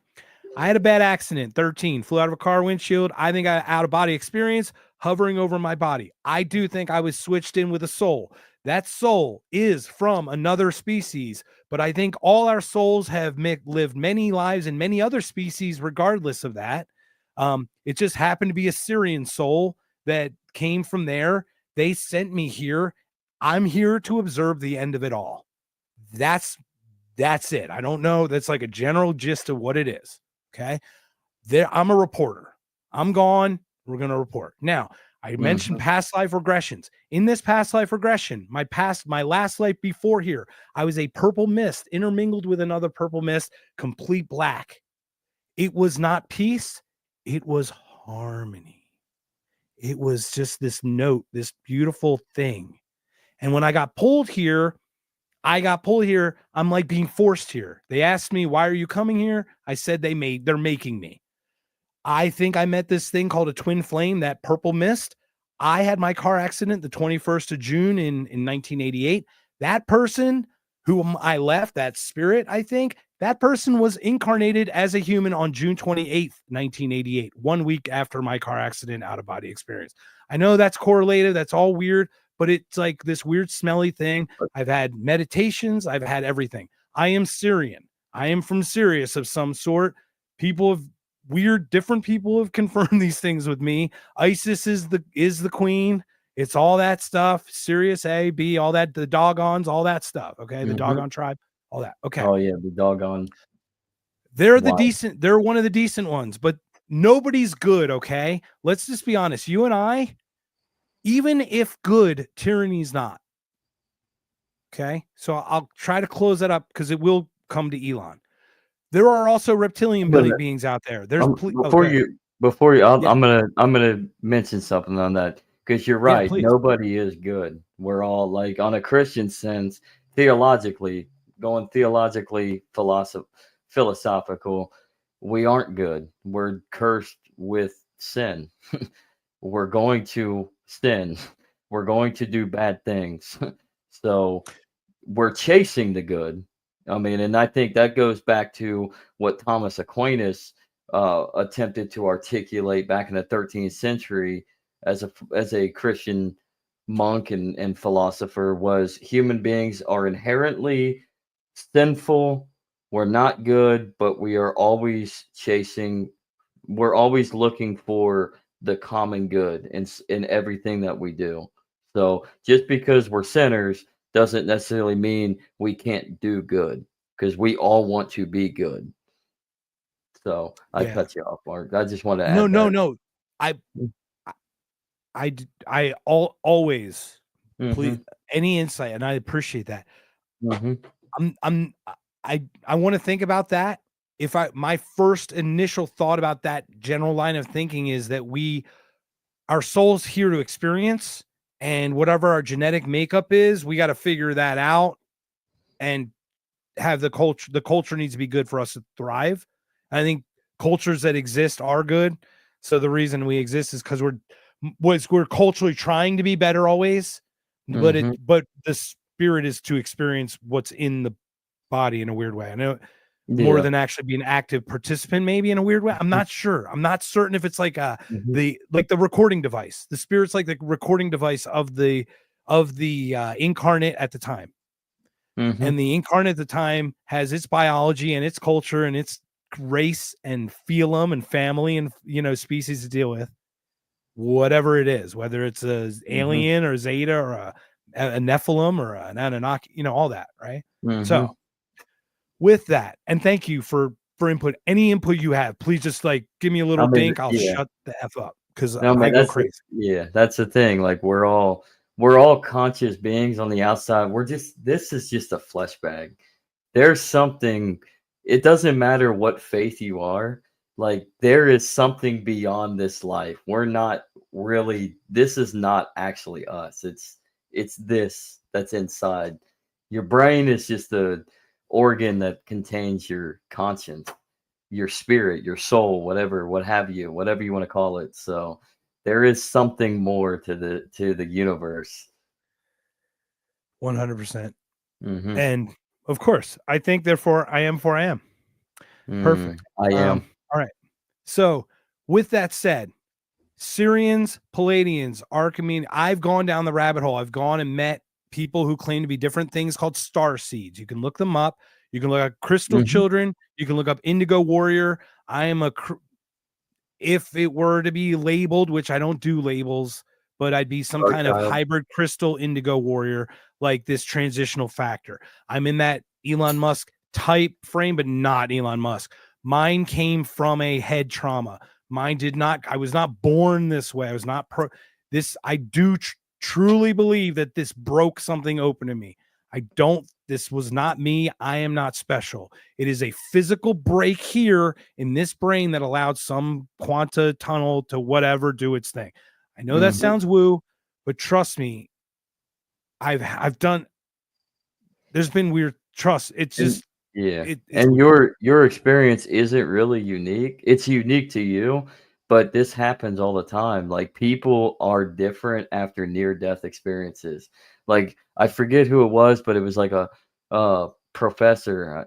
In fact, my therapist actually told me this story. There's this professor, I forget his name, but he was a staunch atheist. And he and he didn't accept Christ, obviously. Well, he ended up getting ill. Something happened. He was in the hospital. He ended up dying on like the operating table, literally dying. And I think I have to look up the book, and I will look this up and DM you, Mark, and then we'll share it. But he Yeah. wrote a book of his experience, and his experience was like he ended up showing up in like this dark place, didn't know where he was at. He ended up having a light shine on him, yeah. But then it turned into black. It dissipated or something, and then he saw like just horrendous things, and like a demonic figure tried to pull him down. He was in hell. And then a light came down and he corresponded with God, and he basically somewhat repented, and God said it's not your time. So yeah, I mean, and he sent him back, and he Interesting. changed like that. So like people literally, it doesn't matter what the near death, everybody has their own near death experience, whatever.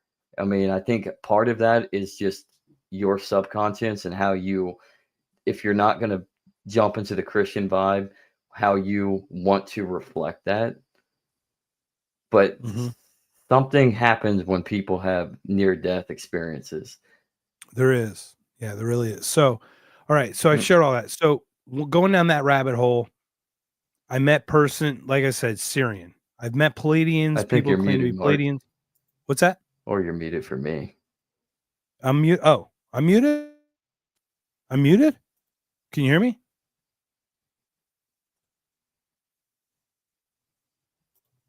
Did I lose you? Hello? Uh-oh. Zach, did I lose everybody? Oh, hey, is everybody here? Can everybody hear me? I think we lost Zach for a second. All right. is this from Aliens? 5 by 5. Did I get it? Did I get it? Will I am?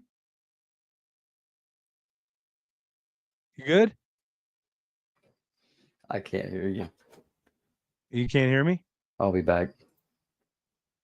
All right. So we're gonna do all right. Thank you. Thank you, Will I am.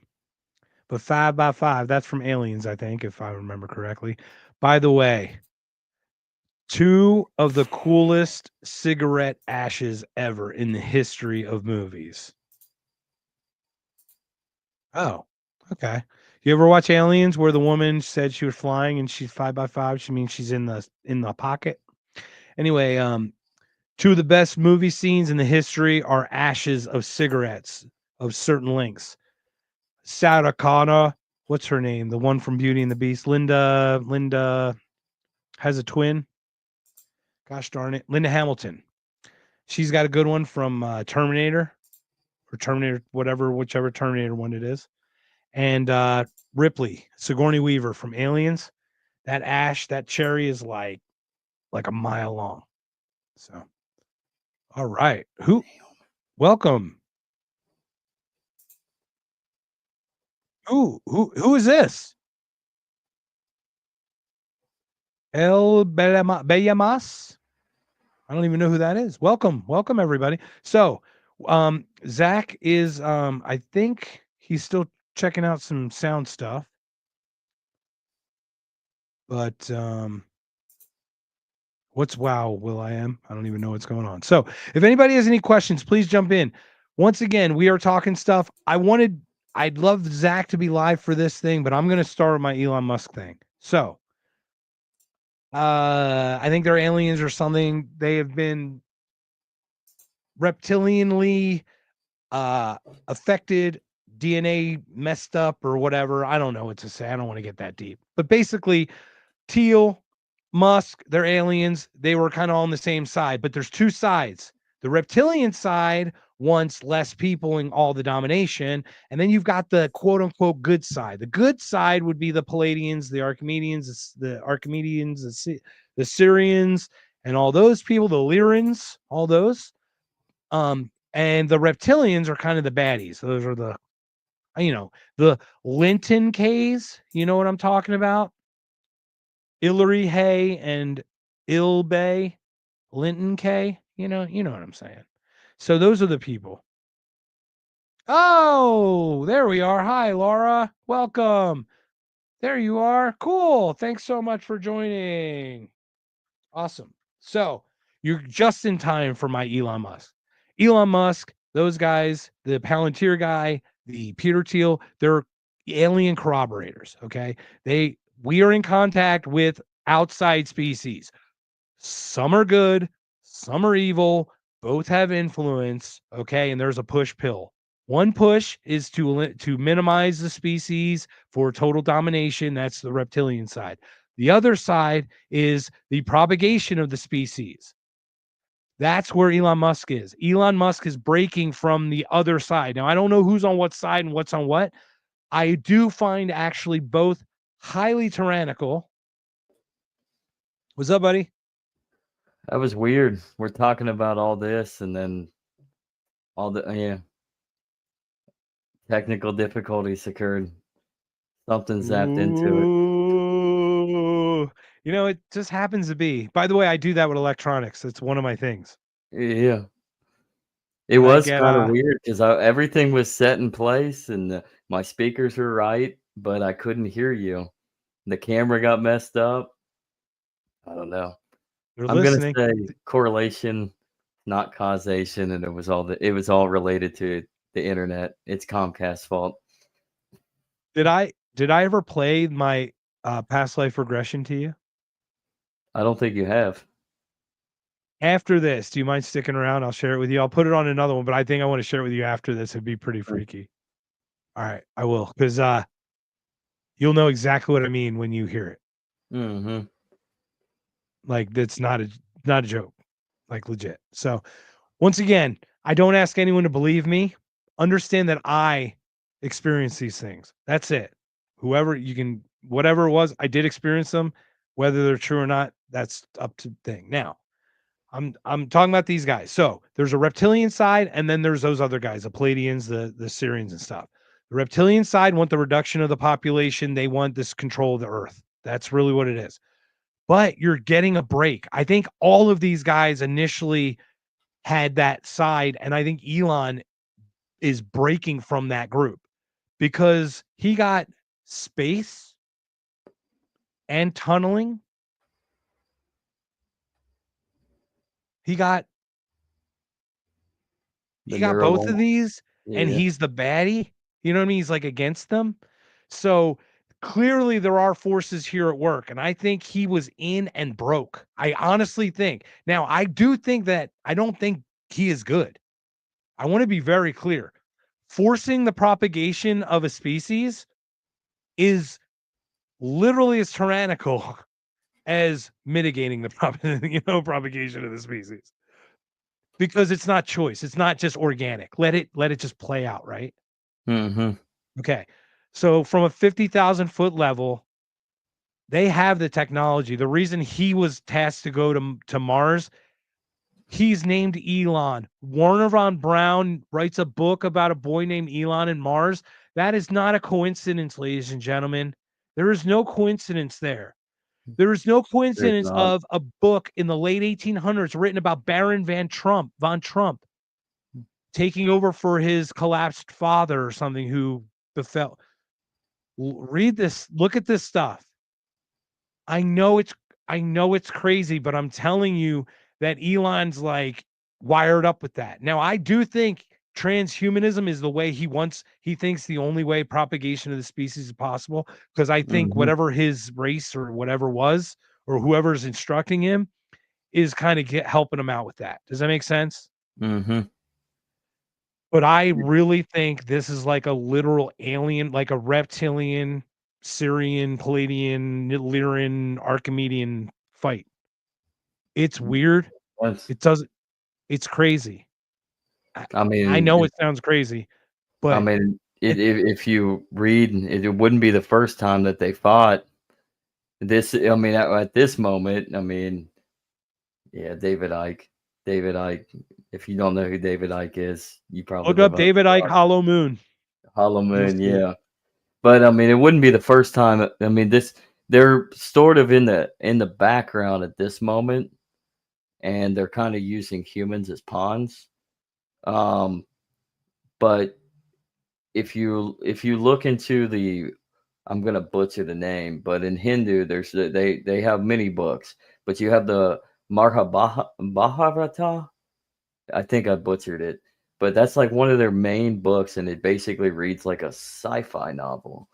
And they actually have literal nuclear They are. wars above the Indus Valley. There, in fact, there is like evidence in somewhere in like Pakistan around the Indus Valley of an ancient ruins that is literal. Everything is literal glass. The only thing that could do that is a nuclear blast.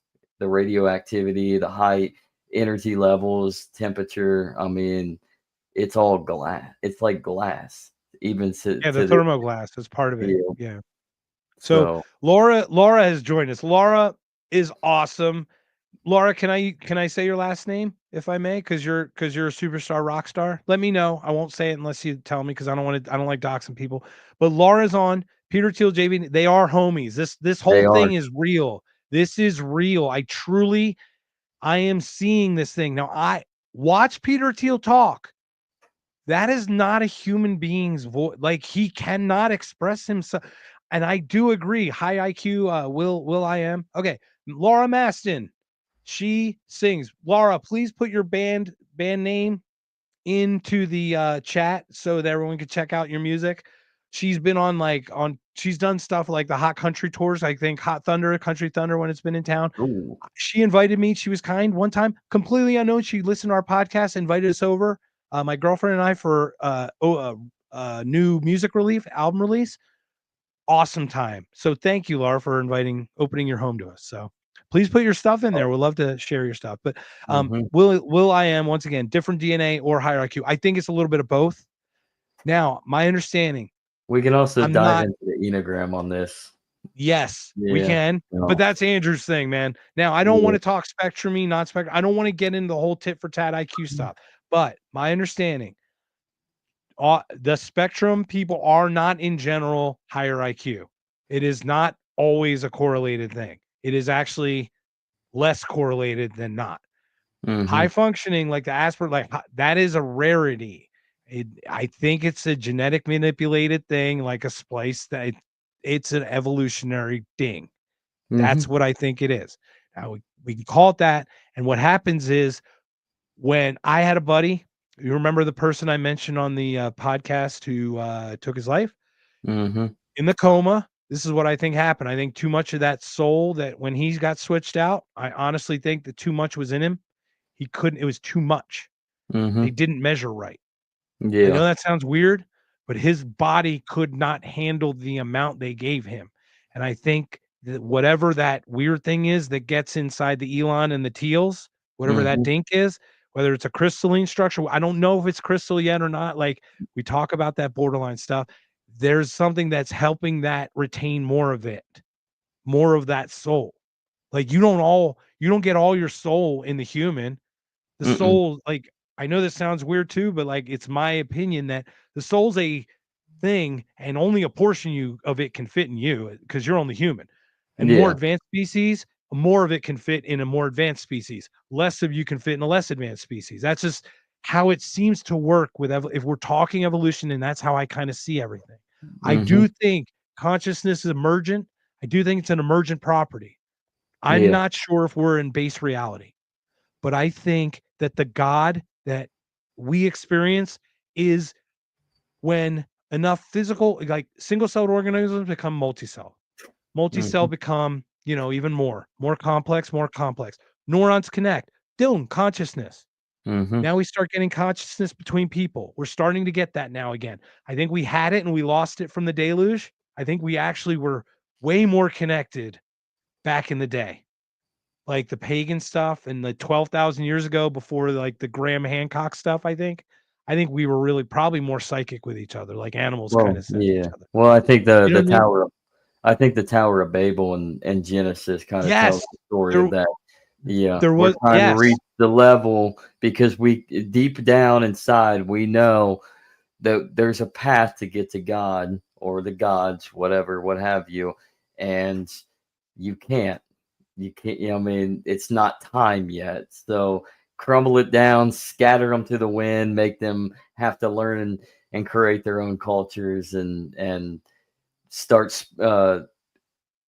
start figuring out different linguistics for for many different languages, just have different tongues and And then I we're no think the longer unified. the Babel may be that thing that they attribute to the deluge too. Hmm. Like I'm not sure. Once again, I don't want to. We could get into the weeds about every biblical, like every story that is. So from that, so then we're talking. Okay, so there's some genetic thing. I think those guys have it. Those Yeah, guys have something that holds more. yeah. You know what's weird about the deluge is just recently, I believe, like earlier this year, or actually ended last year or something, but within the last year they've actually discovered what they think might actually be the ruins of Noah's Ark in Turkey, Mount On that mountain, Ararat. right? On that other Yep, mountain. yep. And did you hear the Atlantis, the one that's close to Egypt? Mhm. The one in Africa that has a concentric circle, like the ruin looks just like it. Rogan just talked about it. Yep. What it is. But basically, I do think there is okay. So, okay, once we get multi-celled organisms, now consciousness happens when enough neurons get together. Doom, consciousness. Mhm. Dogs have a different level than we do. They're aware, but they're aware that they're aware, but they don't. They might bury a bone, but it's like instinctual for later. We Yeah. actually plan ahead. We have Mhm. consciousness to plan ahead, for example. Okay. Yeah. There will be a time, in my opinion, where our consciousness, individual consciousness globally, enough reach like that tipping point, and there becomes a global consciousness. There will be a Mm. global consciousness. We're all kind of connected, like the Where is simultaneous sip. When where we is talk about the Greg when we simultaneous, need what's Where that? is Greg when we need him? Yeah, He'd be I all know. in this conversation. That you think that's probably what the Neuralink then would is? Why he's trying to design that and bring that about? That could very well be the physical way to make it quicker than if we were to do it evolutionarily, Mhm. Yeah. right? Like, so possibly that would be as a lesser species. Now, Mhm. the thing is, our technology is getting ahead of our evolution, right? Yeah. But I think there are species who evolved naturally to get to these levels, and I think in the past we did because we didn't harness metal yet. We didn't have silicon chips, but we could move stones with vibrations, and there's stuff, Mhm. the things we could do back then we can't do now. Think about all that. You know what I mean? Alien We tech. atrophied. Our stuff Mhm. atrophied, right? So Mhm. this is where it gets kind of interesting for me. So now we have a global consciousness. The Syrians have reached global consciousness. They're once again, they're just a little older than us. It's just Mhm. age and not destroy themselves. What do we do in 100 years? What's 1,000 or 10,000? And then at 10,000, nothing in 14 billion. So if it's 10,000 years older, think about how much more advanced a civilization is in that time, right? Mhm. So age, not blowing yourself up, kind of Drake equation stuff. Okay, so you got Mhm. those Arcturians, whatever. At some point, those people who have reached global consciousness now are able to observe other civilizations that are starting to grow like we did, right? Not Star Trekky, but it's kind of just a general way. Enough of our global consciousness will eventually connect and become a universal consciousness.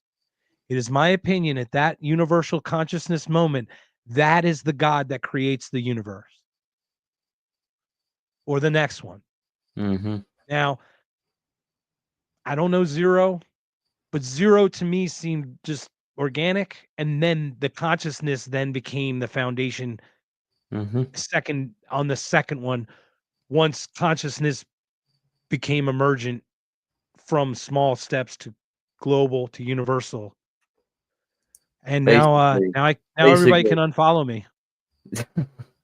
basically, you just blew Darwinism out of the water and called it some fake shit No, because I it, totally think yeah, it's evolution. I no, because you're expanding on it into a more progressive venture, whereas Darwinism's kind of niche and well, basic, yeah. and you're going way beyond where there's it's technological, it's physiological, it's conscious level. There's obviously some sort of design, universal design, whereas And the Darwin's design is a evolution. natural fractal. We've seen it. Mhm. You've seen Mhm. it. Everyone just type in space fractal, universe fractal, flower Yep. fractal. Yep. You will see fractals. And once again, that's That's just a I think that's just the field of the medium of the that's yeah, that's equations of this yeah. universe that allows what to be, right? Kind of Mhm. like it doesn't need to have a consciousness behind that to exist.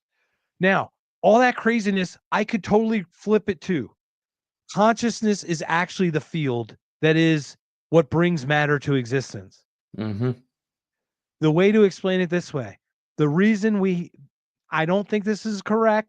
I want to be clear because I think that math has been co opted. I think Eric Weinstein is correct that math has been co opted since the 70s and gone the wrong direction with string theory. Yeah. They're taking us off well, they're still doing it the right Yeah. way, but they told us to go a wrong way. Sean Carroll is a captured Mhm. asset for them. And now Stephen Greer's now thing, even with the UFO stuff. There are so many things starting to be exposed.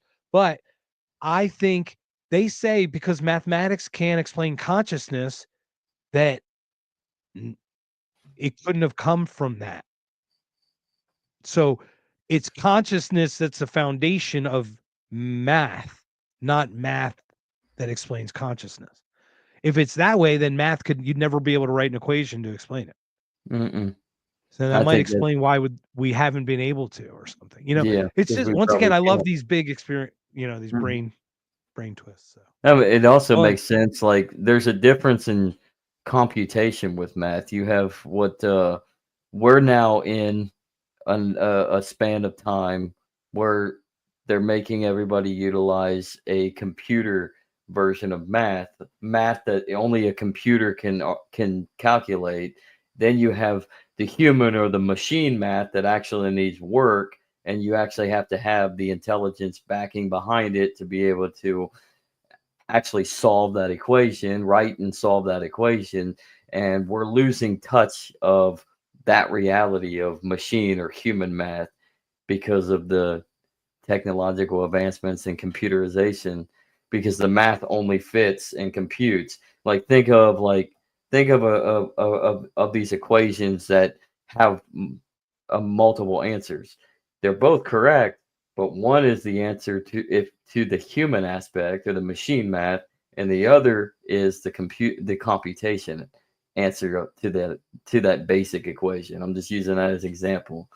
right, So, mhm, totally. Yeah, yeah, you make excellent points. Excellent mhm. points. Hold on one second. All right. Oh, I Oh just yeah, lost something. There we go. Let me put that up. So to your point, to close on that, there might be a consciousness field that is actually the source. So, but I really think it's emergent. I did a podcast with Bobby Azarian. He wrote a book. It's really good. You can get it on audiobook. I think of it on Libby, like, public library for free. It's called The Romance of Reality. And he speaks about it being an emergent property. I really think that's it. Now, I do think that emergent universal consciousness then does almost like Big Bang and this thing. That's the spring to me. I mean, once again, it's all conjecture. I just called Elon Musk and Peter Thiel alien reptilian people, like that are, Elon's trying to force us to. I will Elon's say I'm trying a to big force us fan. to F, and the other people are famine, right? They're doing Yeah. feast or famine, I guess. But I basically, w- the thing is about that. I think once again, before I'm going to put that up again, Justin, for you in a second. I'll let you read that, and we can address it.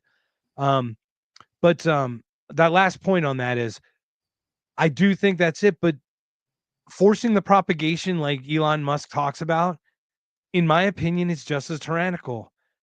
Let the human species live and die as it shall or shan't. Mhm. Like, there's no need to put us in a cage and be the last, if we extinct because we didn't do the things we were supposed to do naturally or something, and maybe this is part of the natural, but I feel like it's getting pushed. I feel like there's forces, and I don't like any forces on any natural, on Mhm. the economy. I don't like it on any system. What are your thoughts on that as a general? I mean, you shouldn't like force.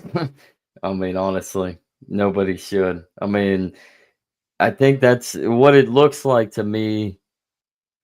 Just going from a direct stance, it looks like Elon got his feelings hurt and didn't get to do what he was trying to do, and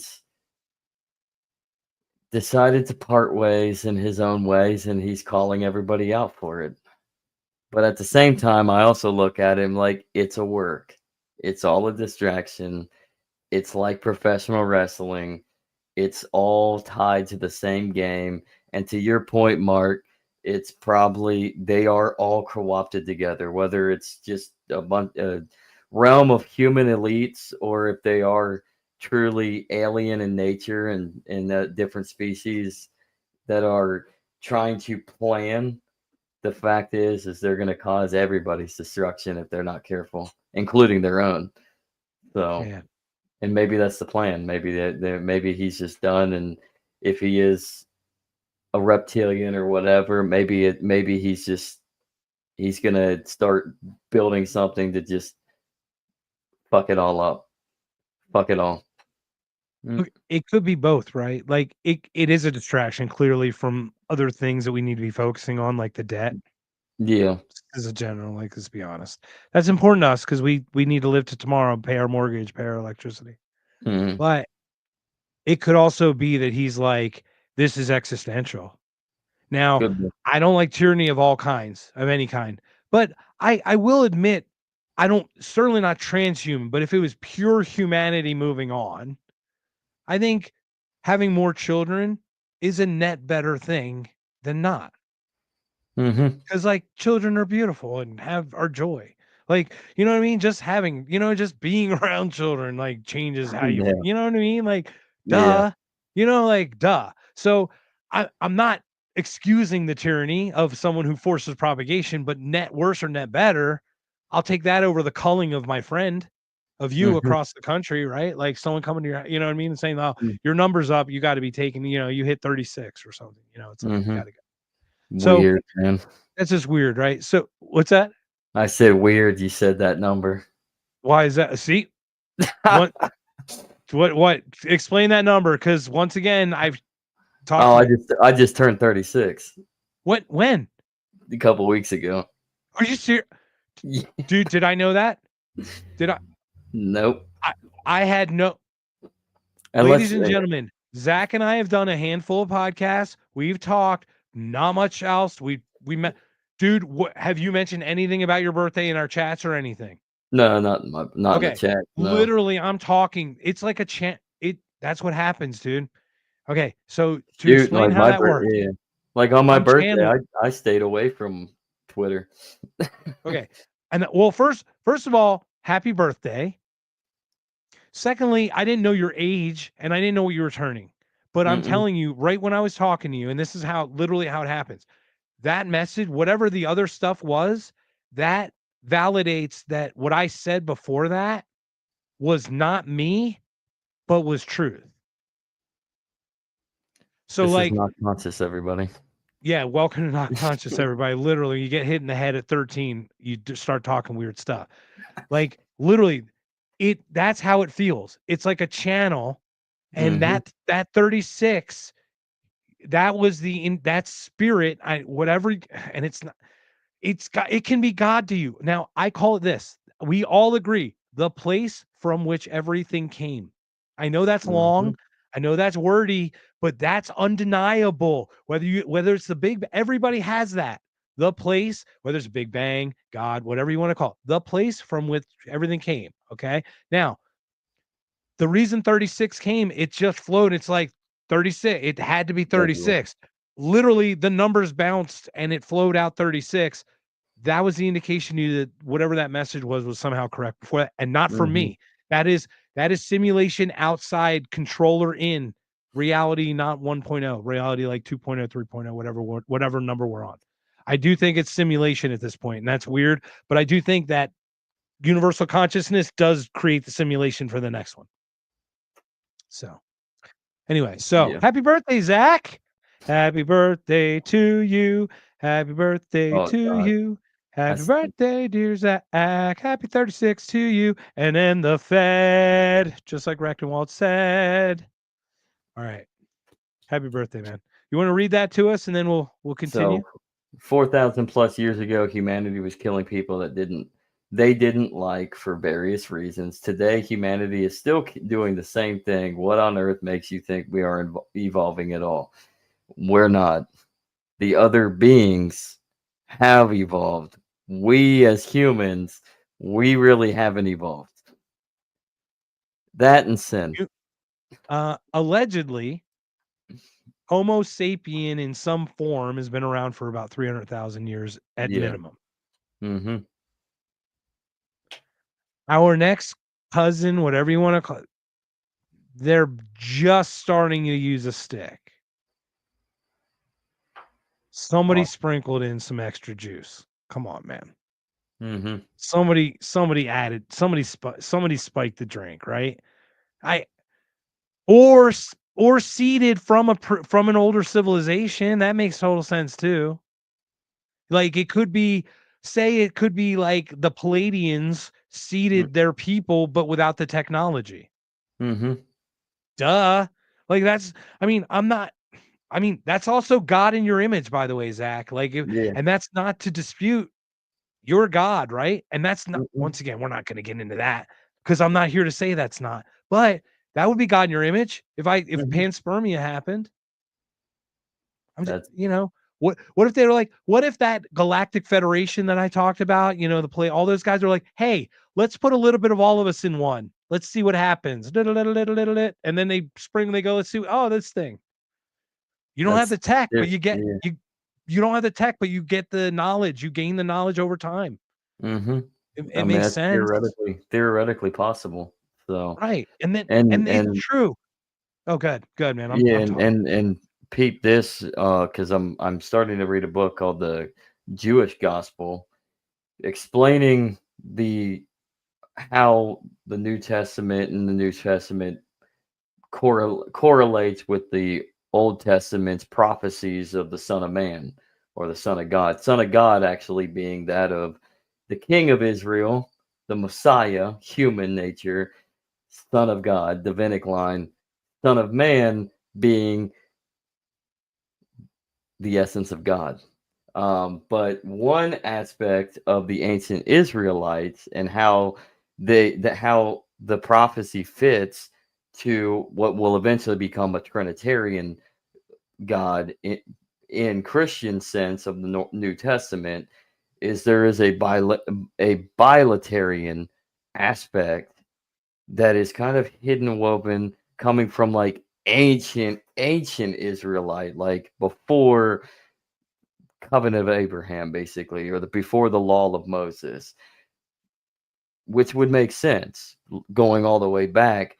Canaanites who took in one of the single most profound gods to them, Yahweh or Yahweh, and it's actually presented in the book of Daniel, like the one who is the son, the one who came, the Son of Man.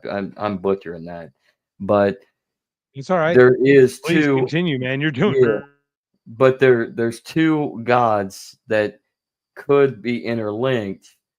One of the God of justice, or yeah, what would become Yahweh or I am, and then a secondary god who ends up withering in more limited power becomes the Word and the essence of Yahweh, for which was a god of war initially in Canaanite lore, and that gets intermolded into one, and then that God of justice it ends up being your creator, your all true, omniscient God of creation, love, wrath, etc. And then that word, the essence that would eventually manifest in the flesh as Jesus, could be that God of war, God from the old Canaanite beliefs, and then you kind of combine them all into one essence, and then you effectively have a bilaterian God in ancient Israelite lore. right. So, and Yeah, then the Holy Spirit comes. there's stories of Jesus with Dionysus, right? The water and the wine story, because Yep. Dionysus was a god of wine. Yep. I I am I'm always I'm always a contrarian, ladies and gentlemen. I do follow some things that even claim the physical being Christ did not exist. I'm not closed to even that thought in some points because of the posthumous writing of the existence of the being, of the physicality of it. I Mm-hmm. do think that the idea that we discuss is Christ consciousness, I think that is actually the consciousness that I think is the universal consciousness. That's the God I know. I think we're talking the same thing with different translators. Perhaps, Different, you know, considering Jesus is effectively historical. I mean, there's accounts. right, Whether you want to believe he was resurrected, whether right. he's God, I mean, that's a totally different matter. And You can once leave that again, to the I just Christian. explore all things, right? I just want to be clear. Mhm. I'm not Yeah. this people's faith, personal faith. I have an issue with institutions. So if Mhm. you're telling Oh, me I you're do. part of a church of something, I'm like, okay, that's fine, but that's Yeah. makes it more challenging for me. But Mhm. you tell me you have a personal faith and remember, we shared them. I love your Mhm. story, the story you share with me. But like it is very this stuff is interesting. And I do think we all cross kind of very similar talks about it.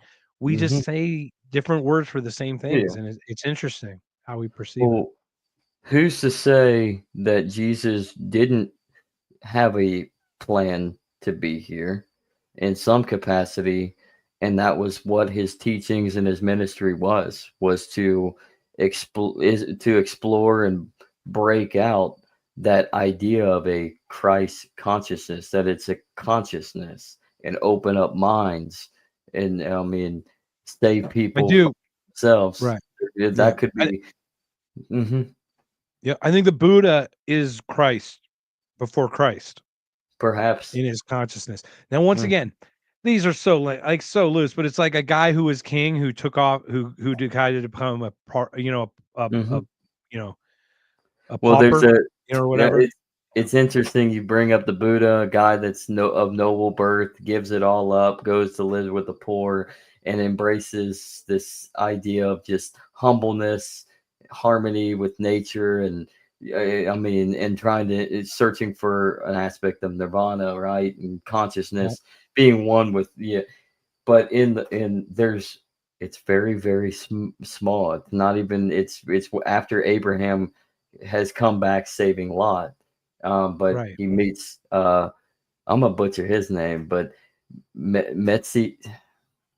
I don't speak Italian, man. No Metziak, worries, man. Metziak, which could actually be a title, but one of the things he's he presents Abraham on, and I'm going to butcher this verse as well, is blessed are you uh, for the God Most High. God Most High, I thought Abraham was the first true covenant. So you mean there was more people besides Abraham and his people that worship one God? And he was a king in Salem, Jerusalem, and he was a priestly king. There's really no other mention besides this part. Abraham ends up given a tenth of what he had as basically generosity and honor and respect, but he is a priestly king, one of the first high priests of a Okay. God Most High. Right. And then you Yeah. have So the story of the Buddha, Siddhartha Gautama, and the Buddha, and I mean, then right. you have Jesus. I mean, it Yeah, is and once again, pretty these could all be iterations of that same could be. consciousness, right? It could be So because I mean, as it says in the beginning of John, in the beginning there was the Word, and the Word was with God, and the Word was God.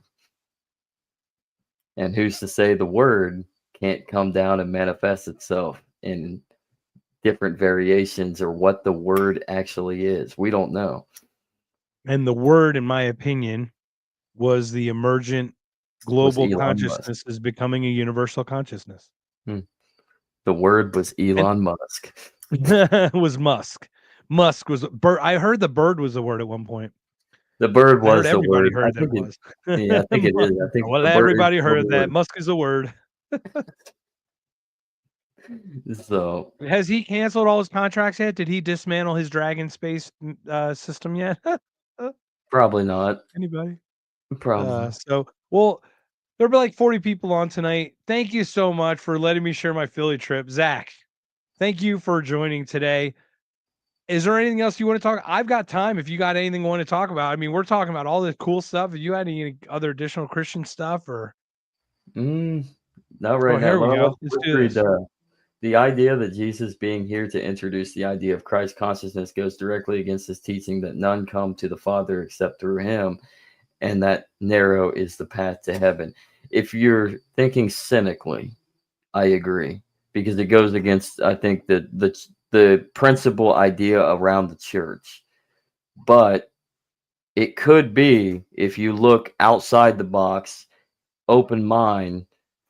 It could be that perhaps that is his direct teaching, that none come to the Father except through him, because perhaps he is essentially a manifestation of that conscious, which is the Father. And so you have to go through that that manifestation to get to as Mark puts it, the global consciousness. So you could kind of Universal. tie it, Because or remember, universal, global ain't enough, universal my consciousness. friend. It Yeah, not literally is. global. It is the individual consciousness of other species around Yeah, the universe. You know yeah. what I So mean? To be true. universal, I should say. Which Right. I And you mean, you God make a is really good universal. point. And Justin, you also make a really good point. Hmm. And if I were to put on my interpretation hat and let's use it because we all twist verses to fit our to fit what we want through him, per Zach is through the Christ consciousness. You have to get to become Christ conscious to Yep. get to that level. And that's how you get through it is through Hmm. the you have to become the consciousness like Christ consciousness. And Hmm. I don't know how many of those people have been able to do that. And I don't think that's very easy. And I don't know if many people have been able to do it spiritually. And And we I could didn't be mean that for so everyone. And wrong in it's this not theory. human. It's so outside of the human. It's if it's all Hmm. energies and stuff, there's like you got to experience before you can graduate.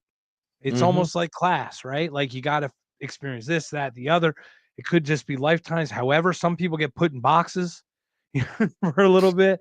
Who knows, right? Who knows Hmm. what it is? But I think through him is actually through the consciousness of the being like Christ is through Yeah. Christ in a way. But I do Hmm. understand you could say I am you come to me and then I'm the middleman. And I hate to say the Yep. middleman, but it's like I don't know if that's the feel of that verse is him as a middleman. I feel He's like not it's a more of like a middleman because passageway. yeah.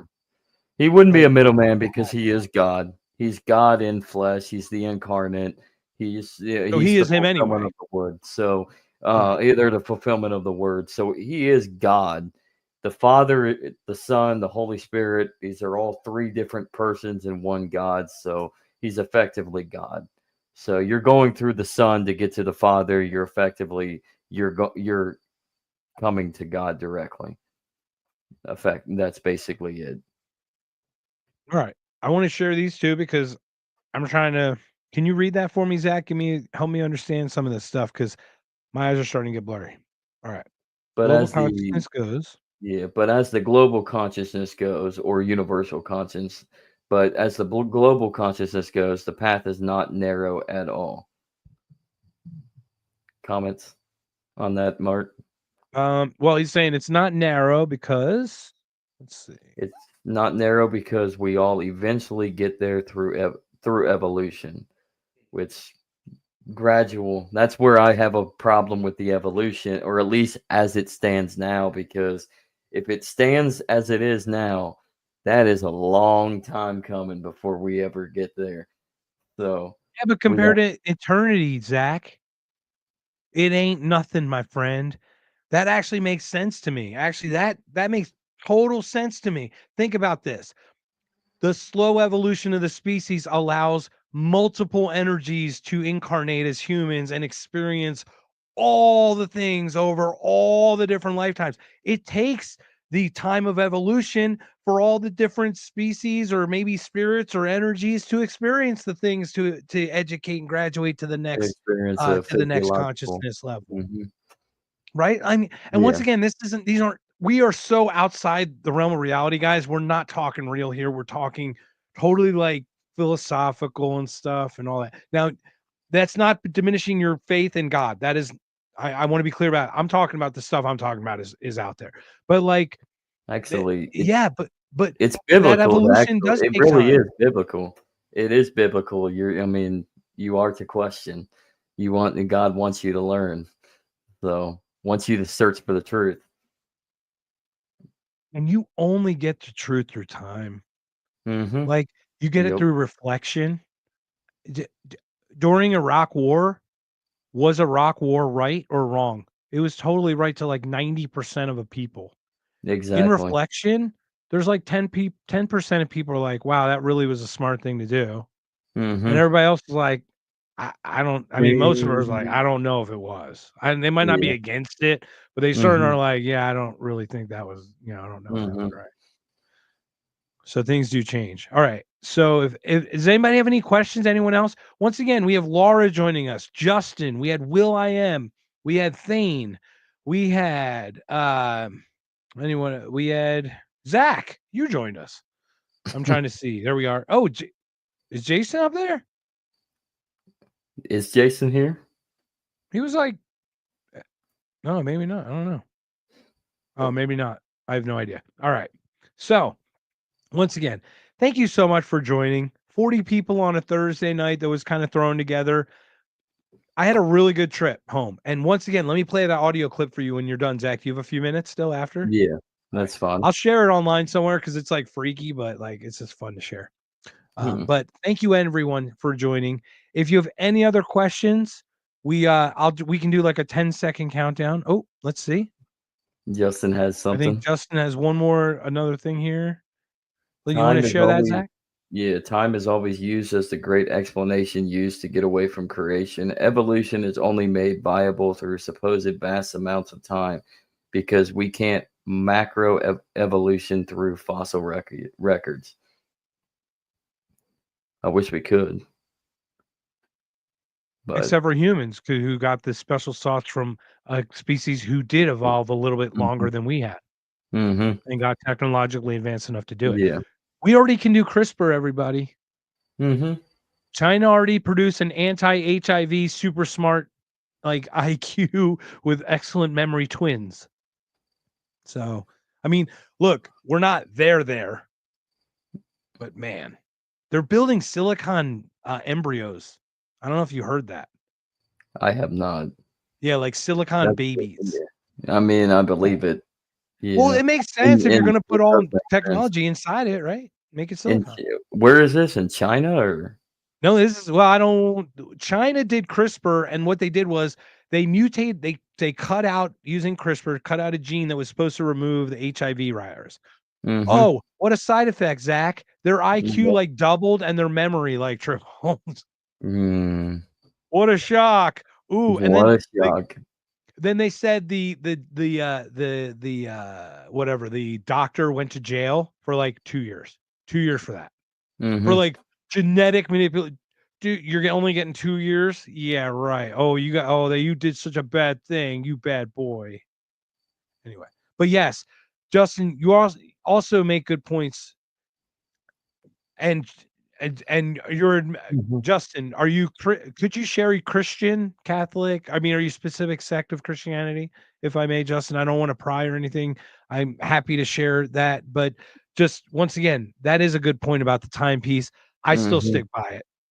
I still stick by it because I would say we did jump in some places, and that doesn't mean an outside force that had evolved longer. Because remember how old this whole place is and how old we only are. I mean, the Exactly. Earth is 4 billion and 14 billion. If there was a one 6,000. closer, that's 10. I mean, imagine a The Earth billion is years hold older. on. Come, The Earth is come only on. 6,000 years old, man. Oh yeah. You shut your mouth, you filthy theist, you. No, I'm just kidding. No, but okay, so can't prove. Yes, can't prove. Okay, hold on. Did I miss something here? Hold on. Time. Yeah, he's just adding can't prove. Oh, can't Yeah, prove. I Okay, can't prove. yeah. Okay. Gattaca is becoming a Gattaca. reality. Okay. Have you ever seen Gattaca, Zach? I don't think I have, actually. Oh, okay. Well, you know Now what? I'm We should going do like a little. Let's watch it. Write it down, Gattaca, and I'll hook you. We'll watch it together. We'll do like a stream. Maybe we'll do like a live stream together. Watch a live watch party. Justin, that movie rocks. I love that movie. Excellent choice, sir. Thank you. to Non-denominational Christian. We thank you for your tape. Justin, I think you were here, but Spike Cohen is we would you I mean, are you kind of Spike Cohen's kind of a North Star for you a little bit, Zach? I mean, just someone you look Mhm. at as someone who at least is honest with who they are. Yeah. So Zach, Very honest. once again, Justin, Spike found Jesus recently in the last year, Mhm. and I met him at Freedom Fest last year, and scheduled a conversation with him for Freedom Fest this year. He's going to sit down with me for about 45 minutes, and I'm literally just going to go start because I don't want to get in the way of that with my weird craziness. I want him to share his because he's taking this beautiful time out. And look, when I just like when Zach, when I asked you, once you hit that, who am I to say that's not real? Mhm. My You feel my stuff something. ain't real either. Mhm. You know what I mean? Like it's what I experience. And if you experience the epiphany that is Christ or your Mhm. interpretation, and that helps you with your thing, vaya con Dios, amigo. What I Mhm. gotta say about I that. always look at it this way, it doesn't matter what you believe, as long as you have faith in something, then you're either gonna be proven correct or who cares? You're gonna be in the ground. So that's what I say to atheists. If you're right, you're not gonna know, and if I'm right, we're all well, that sucks for you. You're in hell. You've got complete separation, which maybe that's what you want. Who knows? I don't know. I can't judge. But if I'm right, then I'll know it. If the atheists are right, nobody's gonna know it. Let's just put it that way. This is what I say. If I'm right, then I should make a policy to take every baby and smash them in the head when they get born. Because then it'll give them whatever that weird shit that I got going on in my head. But I can't do that because I'm an NAP guy, so that's not gonna happen. Mhm. But yeah. Now that's a shame because my brother he got hit by a big old truck at 7, and he Oh, I'm didn't he sorry. didn't he didn't get that consciousness. He his psyche flipped. He was a wild little asshole child, and then he kind of became a good kid, And then when he got into high school, as he was getting out of high school, he became an asshole. Yeah. So Well, maybe, I can say that yeah, I definitely am less agreeable as from yeah. since. Mm-hmm. I know people who are. It does a thing. Roseanne Barr is actually an example. Mm-hmm. Sam Kinison was hit by a car, I think, as a kid as Yeah. well. Before these people, and she got lobotomized, I think, Roseanne. And if you notice, like, she's a little disagreeable. She I mean, is. look at. I know you're not a libertarian, but you're a narco guy. There's a lot of Venn diagrammy stuff, right? Mm-hmm. A lot of these libertarian guys, small L, big L, whatever, they are disagreeable motherfuckers. Yes. I mean, we're Yeah. just like honestly, like it's like one of my favorite memes is, oh, they're like, hey, cool, let's go fight the state. And he goes, hey, kid, just because you're on my side fighting the state doesn't mean we're not enemies. You're like, yeah, that's pretty much The libertarians the right there. enemy of my enemy is my friend.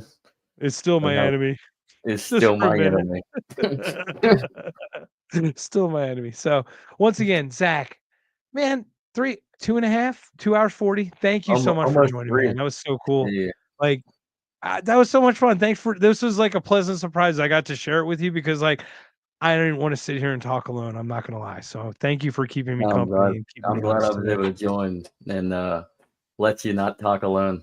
I mean, you got all of it. You would have everybody in the chat, but you'd have Uh-huh. Justin, William chiming in, Laura, everybody chimed in, but yeah, it's different. Thank you. It's No, different. no, and no, everyone's the same. Well, the thing was, I was like, "Hey, you're gonna jump in chat and ask questions." You're like, "What? You don't want me to join?" I think you were just making a joke. I'm like, "Heck yeah, I want you to join. Yeah, why Yeah, not?" Like, I I didn't. was kind of making a joke. I'm like, nah, it's your show. I'm not gonna hijack it, but but you did mention something, so I'm like, I did. I'll No, it was slide great. it. I'm so glad you did. And once again, Justin, Laura on live for the first time in the chat. We got Will. I am always consistent. Thane earlier, Scott Adams. Once again, shout out, sir. Everyone who joined us, thank you so much. Mhm. 40 people on a Thursday night. Once again, thrown together, cobbled together. We have an If by Whiskey on Monday with Jason again. It's If by Just War Theory. So it will be, we're going to talk about Scott, that John Spencer idiot guy. I'm sorry, that genius from the West Point about just war theory, the guy who got into it with Dave Smith, the guy who put out the cartoon about myth number 2, Israel are not starving Gazans. Remember that Mhm. beautiful cartoon that he shared? And then he talked about how by the metrics, they're not yeah. Well, yeah, Well, whatever, John. if you're Whatever. gonna jump into Just War, you should do a compare and contrast and talk about the Crusades. I'm really thinking it was very just war. Interesting. Look, I have a I Hey have a man, challenge when I have a challenge when institutions have armies of mhm. any kind. So Oh if no, you're it's gonna not tell good me to, that yeah. Christians bound together and did something, that's different than the Oh Catholic really? Church raising an army. You understand what I'm saying? I Mhm. hope. Like, and that's just dude, that's my general disagreement with Oh institutions. It yeah. has nothing to do with the specific. I And look, mean, say was what I you mean there will. were I and will say under Christianity and the institutions, politics gets in the way, everybody. Not good things occur, but for 300 years, prior to the First Crusade, you have this rising, again, institutions, although I think it's more bestowed within what is written in their holy book. It's just violence and takeover, and if you don't, you have to convert, die, or if you're Christian or a Jew, you can pay the jizya and just be little second class subjects that we can do whatever we want to you if we decide. But Right. Islam expanded through most of what was at the time Christian oriented. Christianity expanded, it exploded. And then here comes Islam through violent conquest. And the Western Europe, was effectively the last beacon of Christendom at that moment. So it was somewhat of an existential crisis. So you gotta look at history through that. So The initial crusade, I think, was for a good purpose. I could even Right. say maybe even the third, maybe even the latter crusades after that, but then you start getting muddled. And I know there were some crusaders that went on and sacked, like the fourth crusade was just, they just said, screw this, we're going to go sack and get riches and Constantinople, go sack and steal from Constantinople. So, but yeah, And just like Dustin said, you know crusades. when I mean, we're one of the most so notable. this is the thing. This is the thing I want to share about that is that Robert, Mhm, he talks about consciousness and he worked with orangutans where the alpha males all got eradicated from a food poisoning and all the gentler ones now take over. It's like a weird where like there was a cultural shift. I think that happened to humanity in a way when there was a mhm. deluge thing. I really think it wiped out like the knowledge. I know it's Like, weird, but I on this, it is tit for tat. Tit for tat is actually how humans work. And you're it is. right, we Yeah. have not evolved, but we evolved to whatever we this little weird pinpoint. Mhm. Like there was there seems to be a jump. There is a gap. It We're doesn't still make sense. barbaric. Yeah, we're It still doesn't make barbarian. sense. Right. We're still barbaric brains in that weird. Mhm, It's still back there, but we did mhm, get a jump in some kind of knowledge, like understand to be able to do what we're doing. mhm. You know what I mean? It just feels that way. What do I know? What do I Yeah. know? So So, I yeah. could be totally But wrong and Islam was attacked on their own soil, and who knows? But, I no, mean, I do understand the Crusades was in response. But well, one I mean, yeah. everyone can attest that the burning of the Library of Alexandria is the absolute worst travesty. Whoever, whatever that Oh, yeah. happened, however that happened, Yeah. That absolute was Islam. just devastation became. I mean, That was that led to the absolute dark ages. What's that? yeah, that was Islam. That was Yeah, under yeah. The yeah. initial, and then So another aspect was prior to the Crusades. I don't know. I'd have to look deeper into it and find out what the Sultan's name was or Caliph was, but they called him the Mad Caliph, and I believe it was the Abbasids. Still, I could be wrong. You can fact check me on this, but he had Jerusalem raised of about or around the general area. um, he had somewhat around like 30,000 churches that were raised from the foundation and destroyed, and just madlessly just started arresting and killing people that weren't Christian. So, I mean, not to say that Christians haven't done their bad, but I will and that's also gloat. not to say that Yeah, these people aren't using the word of to do this shit exactly, either. Like exactly. You could be and using. this doesn't defend Mhm, it, okay? But mhm, you can twist the caliphate's words like from the yep, whole scripture, the whole kill the infidel thing. yep, It's not like that in the book that they read. It's not like the way that they say it is. You know what I mean? mhm. Well, So it we is don't twisted to necessarily your point. yeah. Yeah. We don't necessarily well, we got the internet, beautiful thing, we can find I'm just Arabic saying and it's a trans longer there's a longer thing to it. And yeah, I've looked at people yeah, once again, we're talking about there are people I think I think humans are generally agreeable, generally not trying to start shit with each other. We're trying to coexist typically.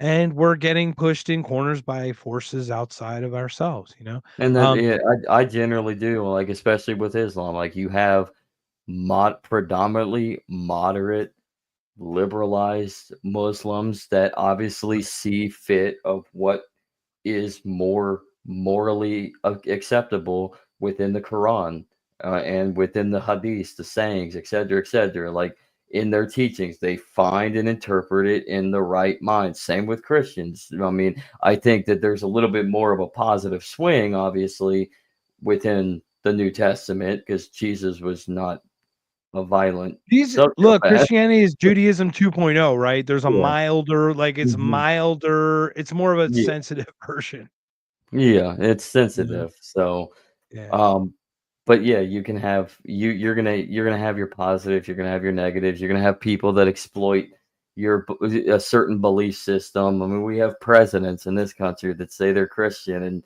like George W. Bush, adamantly a Rob, supposed Christian, and look what he did. I mean, the man has four they all million people dead under his not reign. one hasn't said God bless America. Not one. Hmm. So, I mean, Barack Obama says he's a Christian. Look at look how many families he drone struck. So, Yep, including a 16-year-old. Oh, how about that? yep, yep. How about No, that? ready? We get the Molotov cocktail guy. Oh God, They they arrest yeah. his family. They arrest his family. Why? Other you can talk about the whether they did they all extend? I don't know. I don't know. Some were not whatever, but it's like I they don't. arrest the Yeah, family under suspicion, and you're just like, suspicion. really, Yeah, like, due process really, is dead. Well, then again, you do have Mister Take the guns first, due process later. So due process has right? been And dead that's for the a point. while. Yeah. No, I had a So, point. I lost it for a second. I hope I can get it back. But basically, oh, they arrested the kid, but it's like, oh, they still haven't gone after Obama for killing a 16-year-old American citizen. yep. And when they did it, they go, his father shouldn't have been such a bad guy, I guess. Mm-hmm. Oops. Oops. Whoops. I guess his dad, I guess the 16-year-old child's father shouldn't have been such a mean bad guy, or else Mm-hmm. he would still maybe be alive. But no, Nope. let's kill American civilians. Yeah. Genius, the genius of power, you know. Anyway, so I did want to share on this real quick. Do you mind reading that, Zach? Because I did have Yeah. a point about that. Mark, what you experience is true. Those beings do exist. They do know things beyond our understanding and about the past, but I don't believe they are here to help, rather to distract from God. And my point, short point, Justin makes a point. On a Christian perspective, there are demonic entities and energies that are exploiting human beings' moral compass of free will. So take it away, Mark. I actually agree with this comment 100%. Yeah. Remember what I said God is. Mm-hmm. What is it distracting us from? From us gaining a global consciousness to add to the collective universal consciousness that will spring forth the next God. Mm-hmm. So it is distracting us from God, in my opinion. I know we have different levels of what we think gods are, right? Whatever, Yeah, right? I yeah. know God's such a weird thing, but if I'm going to say the place from which everything came, if these distractions, there are forces keeping us stupid and trying to keep us tribal and trying to keep us non-conscious. You're right. That is the Mm-hmm. distraction because once we connect here outside of the distractions, once we're connected this way, that's the global consciousness that then can add to the universal collective. I don't Mm-hmm. think Earth is like the straw, but maybe it is. Maybe Earth is always the straw in the universes. Mm-hmm. Like, Could think be. about that. All right, here we go. Boom. I have been puffing on this all day. I think it just kicked in. All right, here we go, boys and girls. All right. I hope you have another hour because I've got string and no, I'm just kidding. So here it is. Oh my god, it just came to me. So Earth is the universal playground for all species that gain consciousness. Once the species on the earth gain the consciousness needed, that creates the next universe to start the process all over again. That's the bang. So that's what you're looking at, is that that's the Big Bang then. So you Yeah. can't have nothing out of something. Like nothing can just create something. So when we in this say dimension or this universe on this earth, we reach that global consciousness, Christ consciousness, universal, whatever you want to call it, reach God. It just it resets, and then you have another Big Bang that creates another universe. So we could be a series. So then that would actually credit the possibility of a multiverse theory, where that we may not even be the first Earth. We could I be agree. Yes. Yeah, we could have been the Reality, next right domino. now. Once again, we're turtles all the way down again, Zach. So I don't have reality zero. Mm-hmm. I don't have that one, but reality zero could be like space doesn't have nothing. We do know Mm-hmm. that it does have little quanta. So once again, it still could be a physical thing that from whatever. But I do think that is the emergent thing that we experience in or not. Now, once again, I've avoided car accidents from like a controller button in my head. Remember the channeling, the 36 that I told you about? Mm-hmm. I don't think these messages are mine. They're like out, they're like this. They're Yeah. like through. So when we talk about channeling, how does that not equate to simulation theory in a way? So that consciousness Yeah. is the burst to the next one, right? So like it almost creates the next playground. Like It and could be. playground isn't necessarily like the next university. How about that? Like, right? Once How again, about we're all learning to get to Christ consciousness. that? And once again, your Christ doesn't it Wrong. can be my Christ consciousness or Yeah. whatever. It's still that pureness that we talk about, right? That beauty. You said the wrong word. I don't think we should say university right now. Well, I didn't say Harvard or Columbia. The Okay. Cambridge, Oxford. So here it is. That is precisely the distraction, the idea that we can be the same as God. That was the original lie. Eat the fruit and be like God. Whoa, damn, Justin. You can also Yeah. check this out because me and Andrew actually, I'm gonna plug again. Me and Andrew deciphered the Black Pill about 6 years ago. The channel Black Pill did an episode on Pleasantville and boomers. It's called the Boomer Deception. You can go check that out on YouTube. Um, but me and Andrew watched it.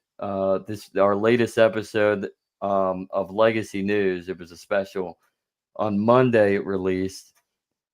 We actually went over that, and the concept of that even drew us into black pilled and us. We started talking about and referring back to the Garden of Eden and the original sin. So perhaps Justin just made a point. All of this could equate to Genesis.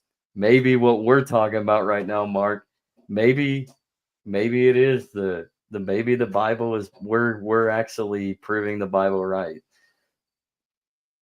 Who knows? And Justin is our intermediary. I love it. I do So love it. Okay.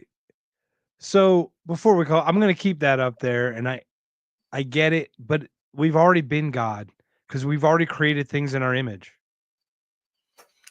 yeah, and that's the Like danger. I hate to like I know that sounds cheap, but like verse speaking, we've done godlike things. Except for Good to the Moon. Well, let's be honest. Like I mean, remember, I mean, I'd even argue like you don't even know if Christ consciousness is God. I feel like if it were using this stupid theory I have, like the the universal consciousness is the God that sprouts, and the Christ consciousness is the thing we're trying to achieve to sprout the next God. Mm, Like it's almost like Jesus is the Father, but not yet the the Son. Son. Does that make sense? Yeah. Like the consciousness emerges to sprout God. Well, that it kind And of that's does the make Jesus sense. conscious, but God then Yeah. but it's the striving force. It's still Christ that is a striving force, which Mhm. we Or perceive maybe as we're the not Son of God, creating. Yeah, maybe we're not creating God, but perhaps we're aligning with. we're aligning with it with God, which is effectively what heaven is. It's You not yes, yeah, but that's relationship. what the consciousness is a connection. Mm-hmm. Like I don't mean it like an Which necessarily an up. Like it could be like a like the interweb for our heads, without wires or whatever. well, what you're describing right there is Jesus, Christ consciousness. We're reaching, going through that to align or create God. That actually kind of aligns with I am the way, the truth, and the life. Those who seek the Father must go through me. Yeah, I mean, So and Trinity things work, and like and unfortunately you do muddy some biblical things with some pagan things. mhm. And that's where I always have an issue. Like, and I'm not gonna get into it. Dude, it's 3 hours and I love you, but we can't do it this long, my friend. Oh, no, that'll be But I love but but everyone, 3 hours with us, thank you. Mhm. Really, thank you.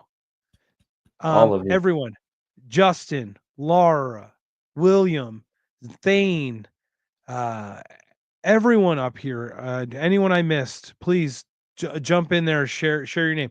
Zach, once again, before we go, tell us all the stuff, what's happening next, your next podcast, how we can get a hold of you.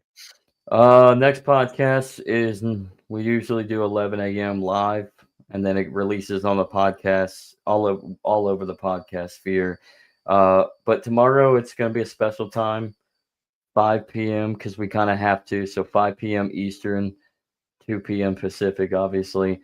Um, we're going to be diving into chapter 1 of the Jewish Gospel and driving into what kind of correlates with the Jewish scripture in the New Testament and how it creates our version of who the Son of Man is.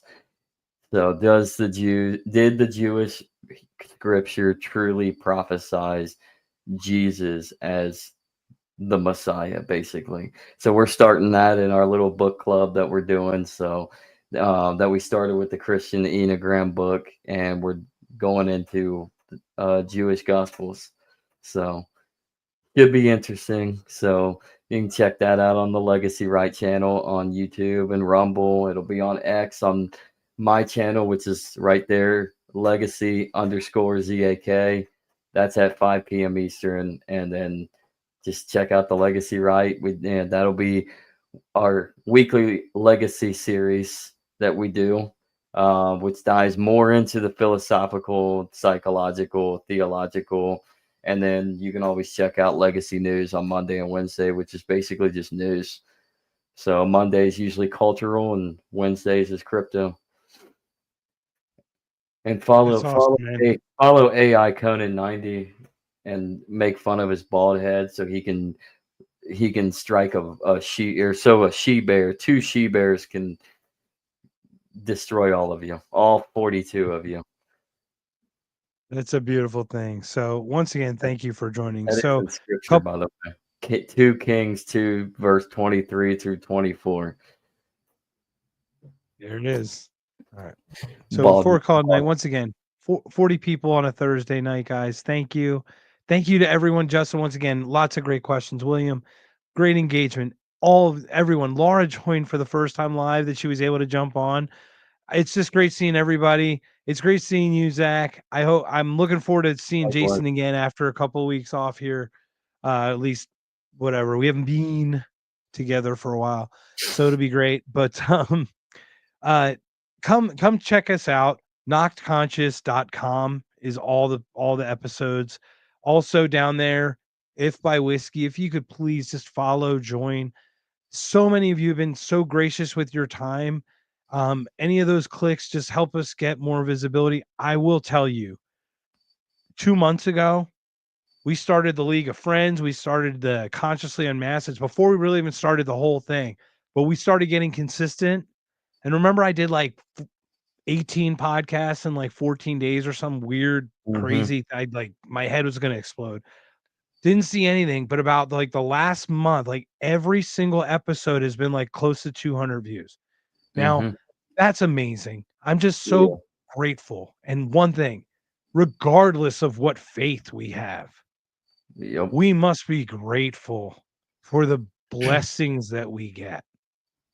You can thank God, you can thank Christ, you just, but yes, you worked really hard, but the closure of the contract is that someone listened, right?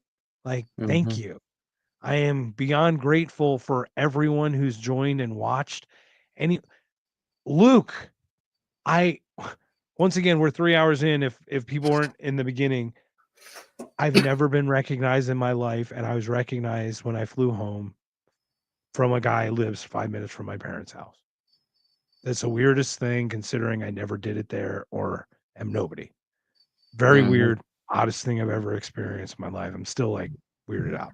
I think it's a psyop, just to be clear. Mhm.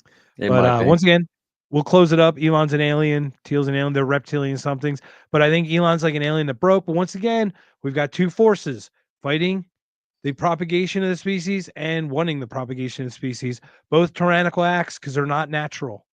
They're Angels not and letting demons. us figure it out. Mhm. So Angels and Zach, demons. yeah. So, Again, thank you, man. I am so grateful that you're able to share your whole night with me, man. Thank you so um, much. And I'm gonna let you have the final words, sir, before we call it a night. I'm gonna share for the meek will inherit the earth. That's how I'll close it out. Good night, everybody. Good night, everybody.